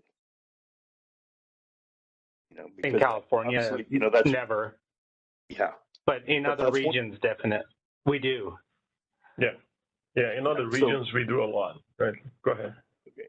Well, because one of the things I remember from one of the presentations from one of the financial traders last time is that, you know, they said that they did use these to help, you know, make the markets and make prices and do all kind of this stuff. But if you're not, if that's not happening to help you deliver power, you know, I just wonder how that is happening. I guess one way to put it is, which might be helpful. Let's say that we had a structure in California like we have in Texas, right? We would be looking. California, please. No, I hear you. Look, but I'm saying, like, we do have, and that's the reason that I came along. Justin, like, asked me to participate because of the experience that we have in PJM and ERCOT. The fact that there are so many, you know, there is so much going on in terms of auctions, right, helps a lot in that process. Like the fact that there is, I mean, think about, and this might be a little old, but like think of New England, for example, right? There's one ISO that doesn't come up, but I think they still have the structure. It's just a 1 year opportunity to hedge. That's just not enough. Like, it's just like we trade like 252 business days a year. And in New England, there is only one chance, only 1 day. That's not enough. That's simply not enough. So it's hard to participate. And it's the same problem here in California. And it's not the case in Texas, in ERCOT and PJM. It's like we try to measure our words on these things, not to, but that's the fact. Okay. Okay. Well, thank you for the discussion. And I do have one more last question in the queue. Torsten, and then please introduce yourself and hopefully can be brief. We are running through lunchtime already. Sorry, Torsten Keeper with BAMX. Can you hear me okay? Yes. Very good, thanks. I wanted to ask a clarifying question to kind of connect the dots for myself. You Calpine have referenced a couple times that it's difficult to participate in the California auctions and also New England auctions, partly just because of the lack of additional and more granular CRR auctions and also the lack of these multi-year auctions. So I'm just curious how that relates to your last bullet point there. Is it your suggestion that the price discovery effects are kind of muted in California as well, and that's part of why you're looking for these changes? Yeah. Yes. Yes. Pretty much. Like it's like, I mean, we always like, it's always like that. Not always, I would say, but that plot from ES Energy, right, from bar to bar, showing like how much it changes from one auction to the next. That's very important for us. That's why we put it there. Understood. I appreciate the presentation. It was really, really interesting. Thanks again. Thank you.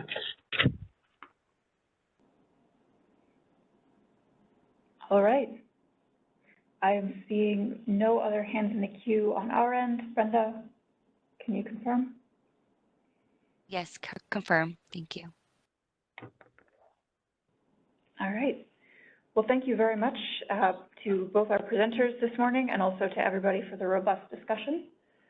This brings us to the end of the morning agenda. We will now break for lunch and we will return at 1 p.m. to talk about, to look at the updated revised draft goals and problem statements based on your feedback after the May meeting. And just a reminder to everybody that these presentations, both the ISO's presentation as well as those of both of the presenters, are on the initiative webpage. So thank you everybody for the conversation this morning, and we will see you at 1 p.m.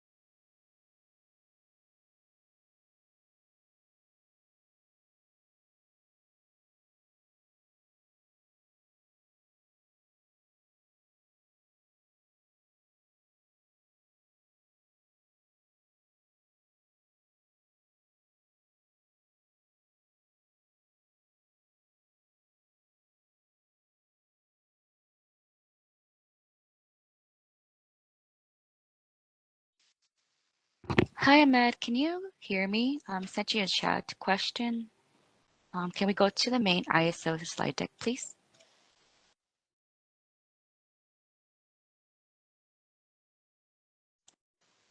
Thank you. Can we go to the next slide? Thank you.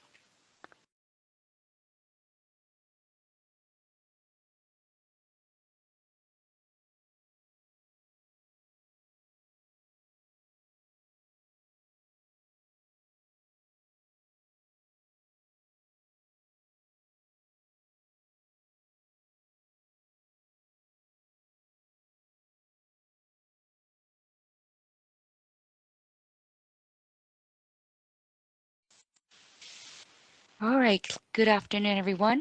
Welcome back to our Congestion Revenue Rights Enhancements Working Group Session 7. On behalf of the California ISO, we will be starting shortly right now. I do have our panelists here today from the ISO, including Partha, Jeremy, James, and Guillermo here supporting us. But in the room, we do have Hillary and Dinesh. At this time, we're going to go ahead and kick things off to my leads here, Hillary and Dinesh, to kick us off with the revised draft goals and problem statements and discussion. Thank you. Thank you, Brenda. Welcome back, everybody. Apologies, just adjusting here. All right. Welcome back, everybody.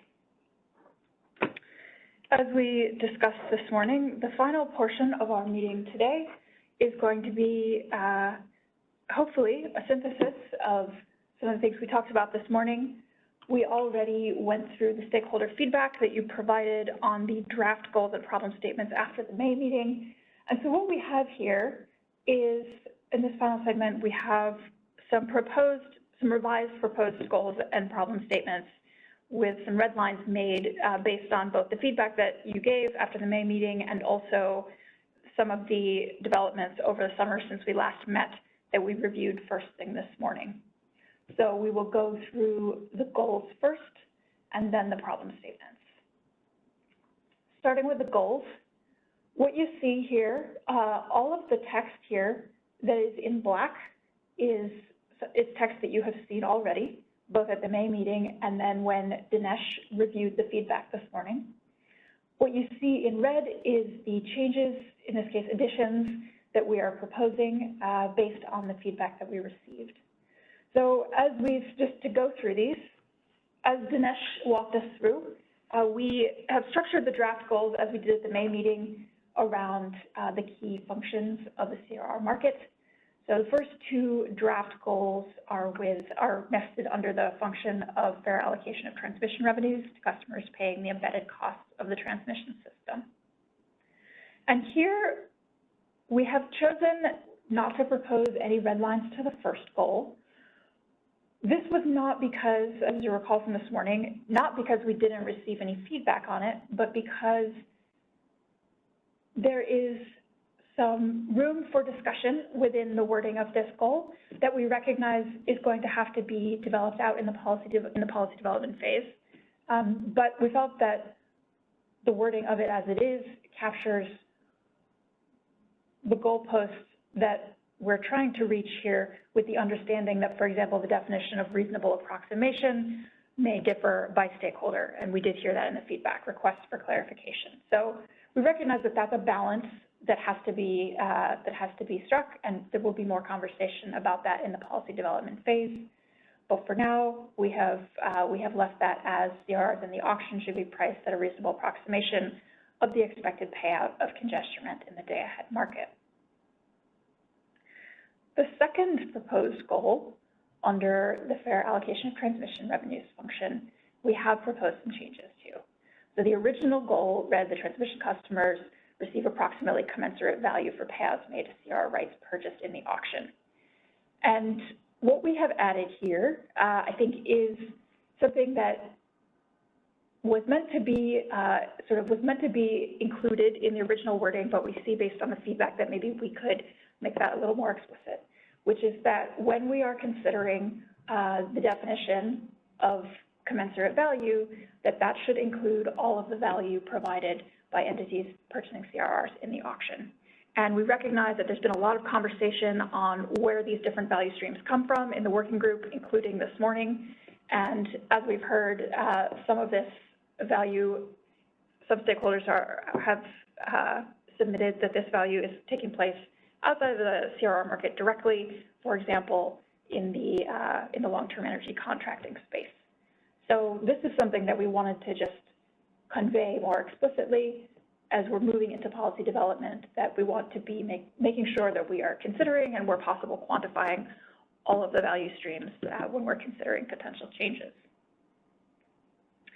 If we move down now to the market function around allowing hedging costs of congestion in the context of a day-ahead energy market, we have some changes here. So first, our first draft goal originally read, the CRR market's products and processes should facilitate hedging tools and maintain the hedging value of CRRs to the extent possible. Our addition here being including by minimizing divergence between the CRR model and the day-ahead market, should facilitate long-term contracting by LSEs and generators. And again, these are pieces that I think they could be covered by the original language, but we heard emphasis on them in the discussion, and it seemed appropriate to make them more explicit in the final goal based on stakeholder conversation focusing on them.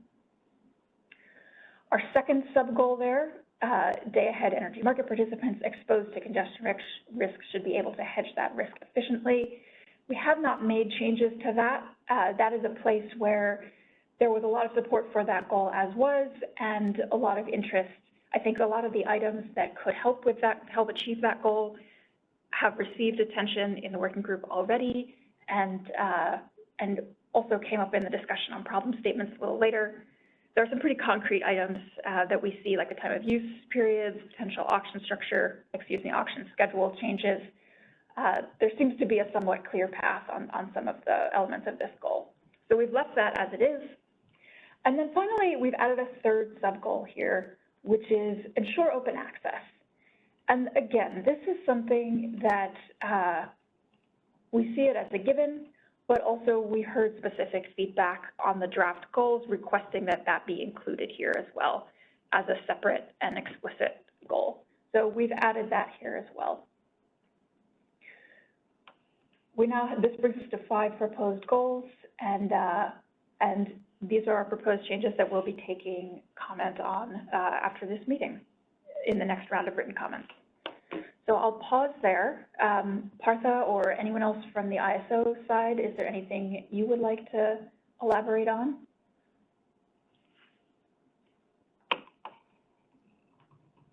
Thanks, Hillary. This is Partha. I think you did a really good job covering these. I recognize as well that probably we received a lot of feedback on a variety of positions in terms of what the key objectives should be in the trade-offs. To some degree, we wanted to have goals that were open enough to allow for, an ongoing discussion about the purpose of CRRs, the role of the ISO in providing hedging tools and instruments, but reflect, the various positions that we heard from stakeholders. So, yeah, really welcome stakeholder feedback on this, but we recognize, I think there's a lot of stakeholder feedback as well, so really wanted to, push us to that next step of scoping as well as solution development. But yeah, really appreciate the engagement by stakeholders, and any feedback or discussion here would be appreciated. I see we have a hand from Doug Baccignone. Municipal Transmission Group.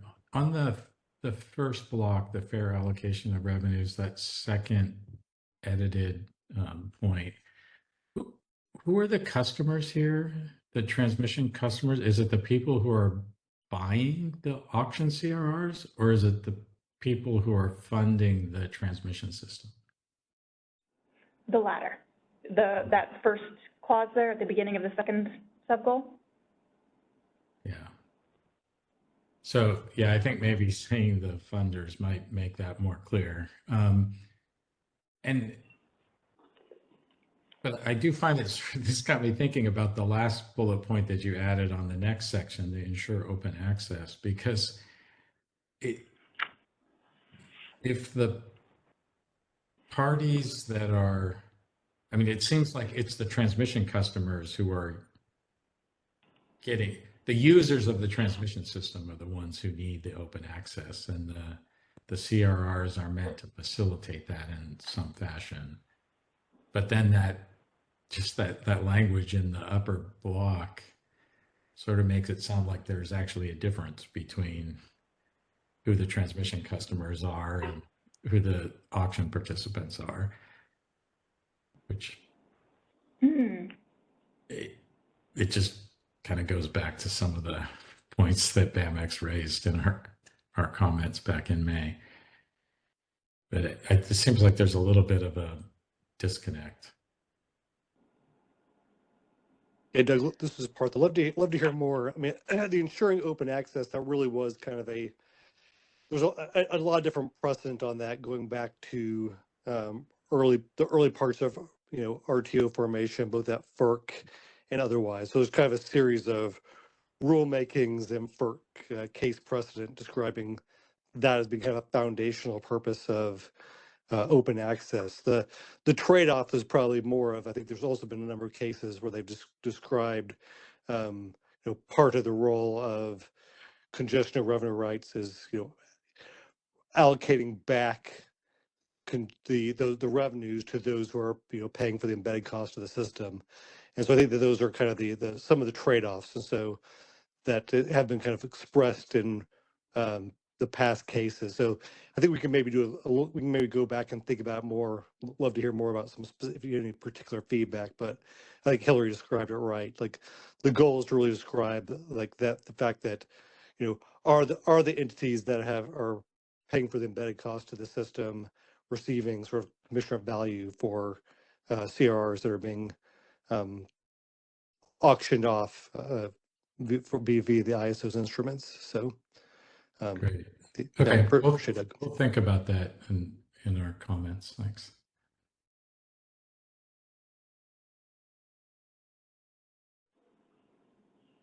Thank you, Doug. Do we have any other hands?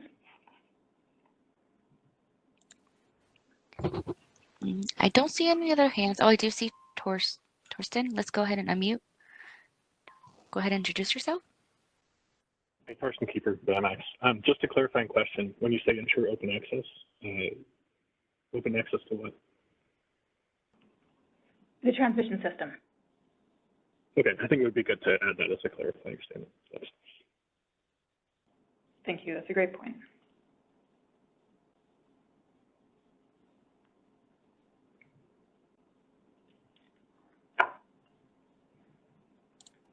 We do have Noah. Let's go ahead and introduce yourself.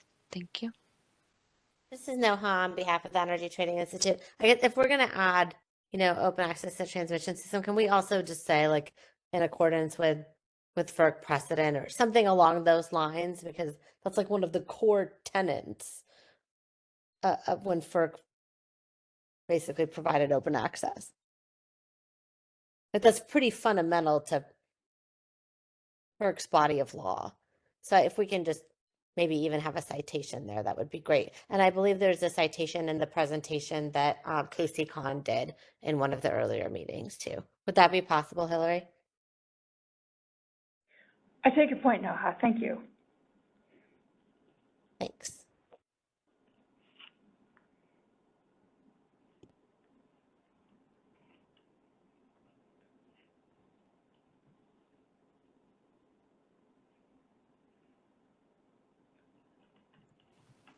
I don't see any other questions in the queue.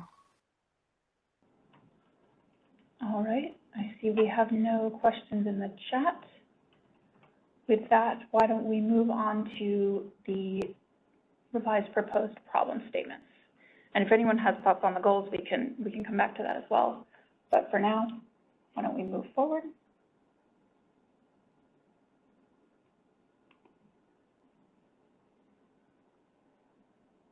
And with apologies for the large number of words on this slide, but we wanted to presents them together as you'd seen the original versions in the morning, so that you could see all of the changes together.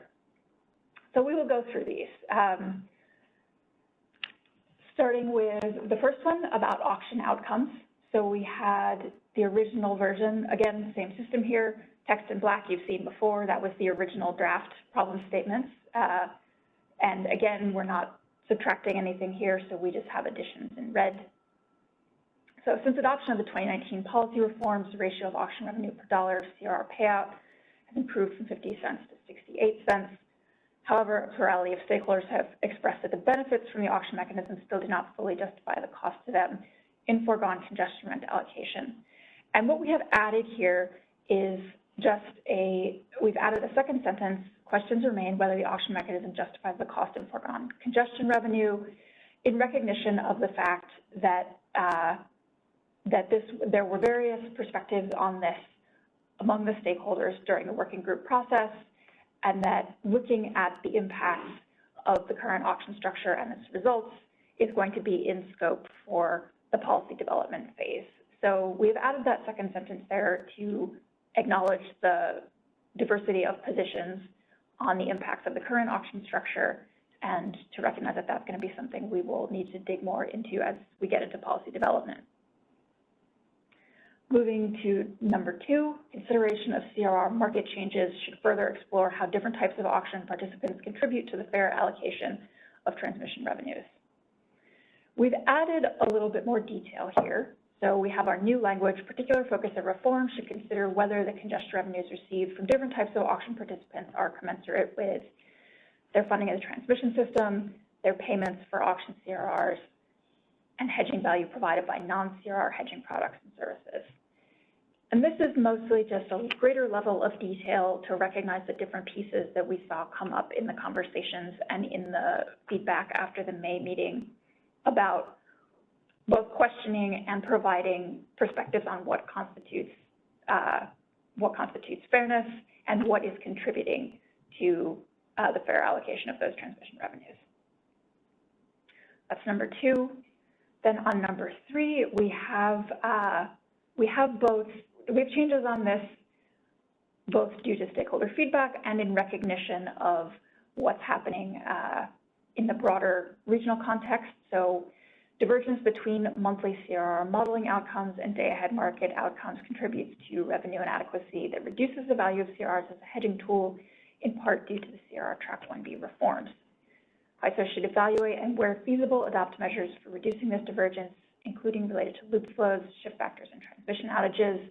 We heard a lot of support for that language in the feedback. Then we have our new sentence here, reform measures should align with congestion revenue allocation methodologies and consider the most accurate information of transmission use from neighboring balancing authorities.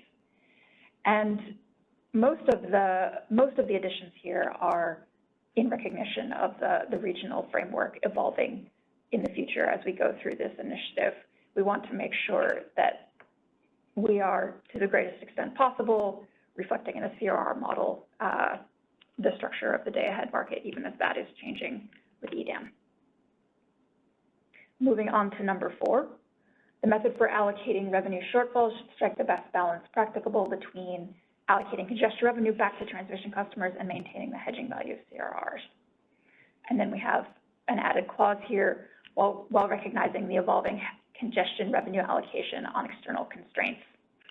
Again, a reference to the changing regional context and the fact that the non-CAISO constraints are going to be derated 100% upon EDAM launch. And then the second part there, allocation of revenue shortfalls should follow cost causation principles, which is a reflection of requests we received in the feedback to explicitly incorporate that into the problem statements. And then finally, the last problem statement, we have not changed because generally speaking, we received a lot of support for that as it was written. We recognize that this problem statement doesn't explicitly reference every possible change that has been floated for improving the product and process design in the CRR structure, but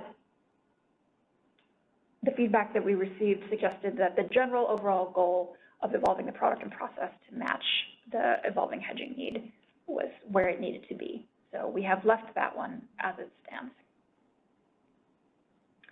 So these are our five problem statements, 4 of which have been revised. I will pause there. Anyone from the ISO side wish to add anything?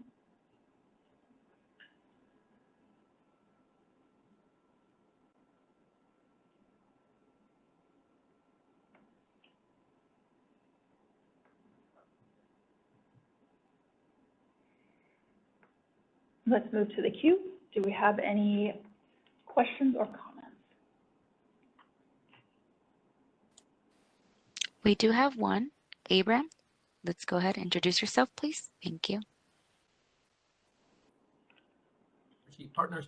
I'm curious on the first one, the statement of plurality of stakeholders. I'm curious how that, was that based on number of comments? It seems like there was a metric there. Just a reference to that there were multiple stakeholders raising that issue. Okay, so multiple stakeholders also raised the issue about, concerns about this metric not being used, and plurality suggests that there's more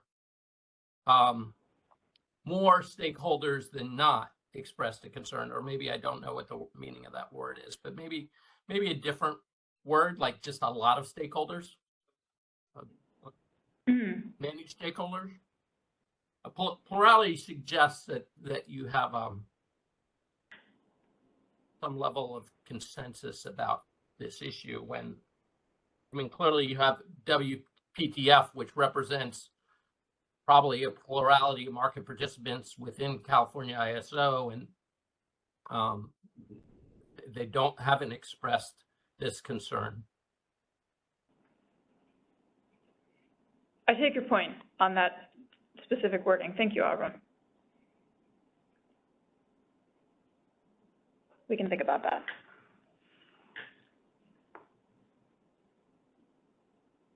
Thank you.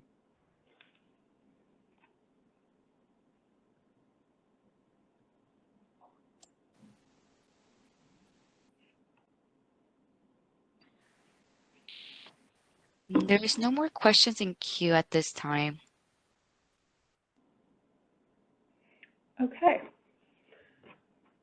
Well, seeing none here, I think, why don't we go, actually, could you take us back, please, Brenda, to the slide in the first section about the future timeline? Partha. So there's slide 17. Thank you, Partha. One Maybe. forward. There we go. Perfect. Yeah, I think this might actually be a good place to wrap up. So, as we talked about before, this is the last the last working group meeting that we're going to have on scoping. So the next step after the final round of comments, which will be due on September 22nd, is that we will take that final feedback and publish an updated discussion paper. So we may make some final changes to the goals and problem statements based on the feedback that we get after this meeting. But that will be the last iteration, and we will publish the final version in the updated discussion paper. And then from there, we will move into the issue paper, which is the first official part of the policy development process, and then on into straw proposals. And one thing that I want to note, while we're here on the timeline is we really appreciate there's been a lot of very detailed feedback about specific policy proposals in the working group. And I just want to acknowledge that even though this stage is focused on goals and problem statements, that we really appreciate that you have fleshed out that conversation. And as we start to move into developing the issue paper and the straw proposals, that record is very helpful. So we will be we will be moving into consideration of those specific ideas and others this fall. But I just wanted to acknowledge that we have a lot of good feedback on that already, and that will be incorporated into the upcoming steps. So I see we have Partha, why don't you go, and then Eric, I see your hand as well. No, thanks, Hillary, and love to get stakeholder feedback on this. Like, particularly, I think just in terms of how we're thinking about sequencing these things and engaging with you all. One thing I'd note, at least in terms of that, our recommendation for the initial straw proposal on product definitions, likely what I think we'll need is, more more feedback, either in written form or in more discussion before we put out, a fully fleshed out straw proposal. We want to make sure that those product definitions that what we come up with sort of meet the commercial needs of market participants. I know we've gotten a lot of good feedback at a high level, but I think that's sort of one where we might need to think about how we're engaging with stakeholders on. So yeah, love to open it up and hear feedback from participants. And I guess Eric's a good place to start, isn't he? So yeah, thanks, Eric. Please go ahead.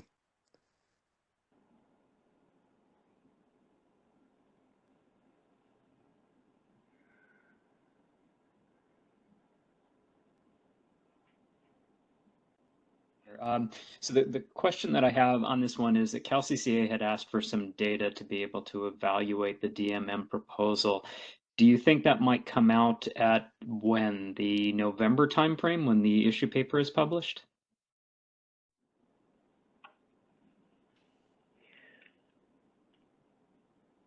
I appreciate the question, Eric. I think it's too early to give an exact timeline on that yet. We are still working internally on what the scope of that could look like and the timeline as well. But we can provide an update on that as soon as we know. Okay, and sorry, I'm just getting a note saying that you didn't hear my introduction. So this is Eric Little, I'm with CalCCA. Thank you for the answer, appreciate it. Thank you. I do see Partha's hand. Go ahead, Partha. I apologize, that's from earlier. I'll put it down. Oh, no problem. Let's see. Any other folks have any questions? Oh, Abram, let's go ahead and unmute Abram. I guess one question I have is about the shift factor threshold issue. In Callie's presentation earlier, she discussed sort of, hey, anything we can do to fix these, we can fix them. California already did a filing to FERC in which it fixed the shift factor threshold, causing underfunding at the load serving energy at the LSE level. And I think there was some discussion in that filing, and I know during the stakeholder process that was pretty long leading into that, there were some questions about whether the shift factor thresholds for the generators and other locations should also be fixed. And I think, I don't want to mischaracterize, but I think Guillermo's response was, well, we think that the LSE shift factor fix will fix it. Clearly there's a lot of underfunding that's coming from that. I'm wondering if there's any elements of the work that have come out of this process, such as that shift factor threshold issue, that you guys have given any thought to addressing, where there may just be a lot of market consensus rather than wait till Q1 to actually propose a fix, and whether there's a lot of complexity there or not. Like, it might be something that everybody is in agreement with and could easily be fixed.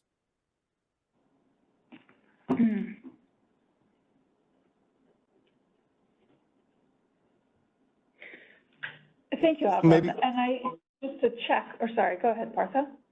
Yeah, love to hear from others at the ISO, maybe at a high level. Say, I don't think that necessarily these reforms are meant to, this is obviously really meant to address tariff-related reforms that we would need to undergo. And I think there could be, if you have any feedback on sort of sequencing them, I think there is sort of simultaneous effort underway just in terms of what's under our current authority and what's our ability to effectuate changes that could address a number of the problems that have been identified at hand. So I wouldn't say that these are, I agree with you. I think there certainly are parallel efforts that can be taken to address some of these challenges. But yes, I really appreciate that feedback.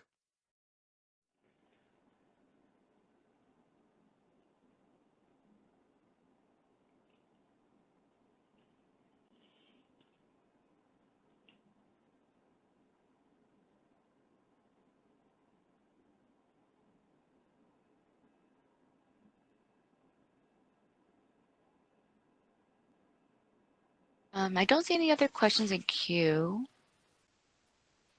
I'm just checking here. We can give it one I more. think Abram was going to follow up on that comment. Let's go ahead and meet him.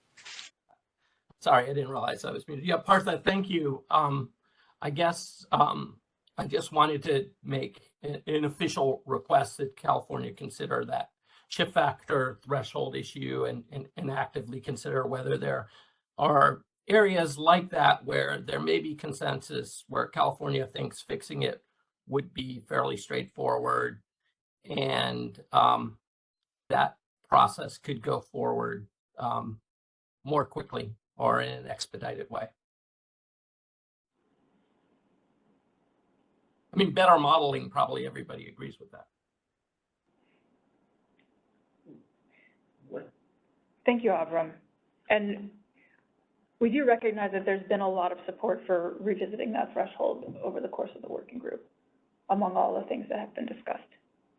So registered, and we will consider that.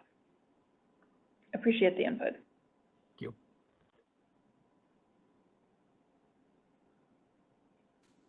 We do have Gwen. Let's go ahead and unmute. Please be sure to introduce yourself. Thank you.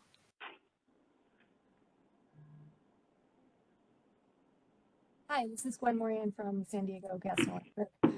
Could you provide a little bit of additional color on the last bullet or the last item on this slide, the additional straw proposal on comprehensive reforms for Q1 2026? Yeah, it's meant to be very general. I think that is for now just meant to refer to everything else that we have scoped in other than the product definitions, with the recognition that Avram just requested to break off a different thing, the shift factor threshold from there. But that is meant to be just a reference to everything else that is in scope. So the other measures, the measures around revenue inadequacy, the measures around auction structure that have been suggested in the working group so far. And it's also worth noting that it is possible that we might end up breaking up the rest of that scope into a couple straw proposals, depending on whether we see things being workable on different timelines. So that is also something of a placeholder. It might not be a single straw proposal because we recognize there's a lot that has been raised here and is in scope. But overall, that is just meant to refer to everything else that is in scope besides product definitions.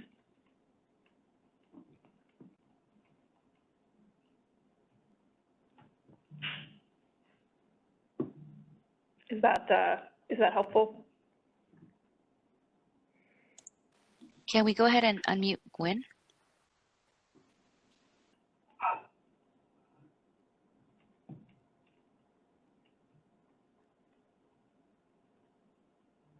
Yes, thank you. Mm-hmm. And as Partha said, and similar to Avram's comment, if there are specific pieces that you see as wanting to expedite or otherwise have comments on the timeline here, those are welcome in the comments on this meeting or right now, obviously.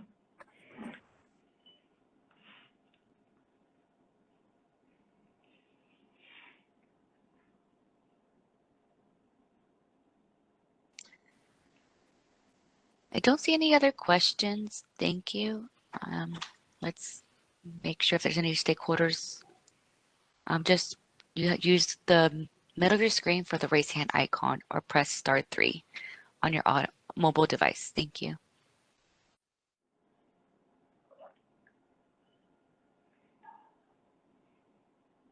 5 more seconds here.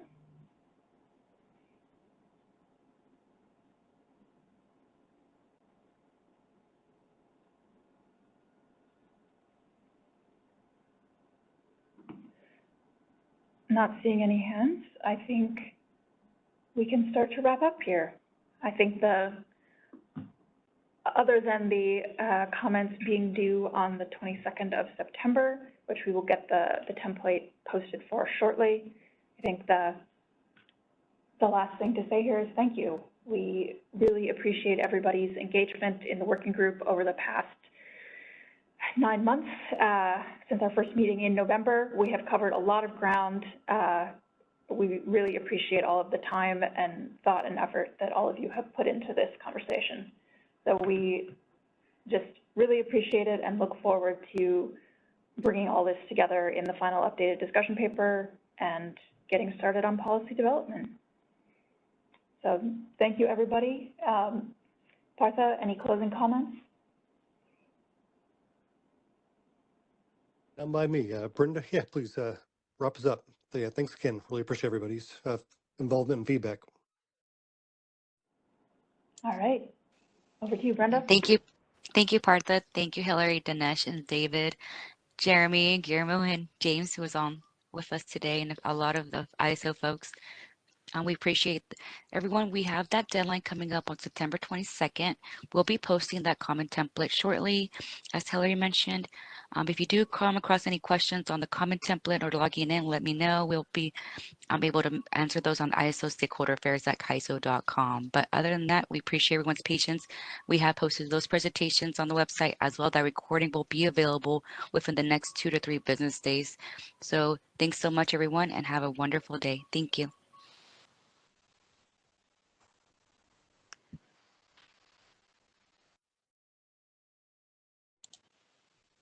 And now we can close our call. Thank you, Ahmed. Go ahead.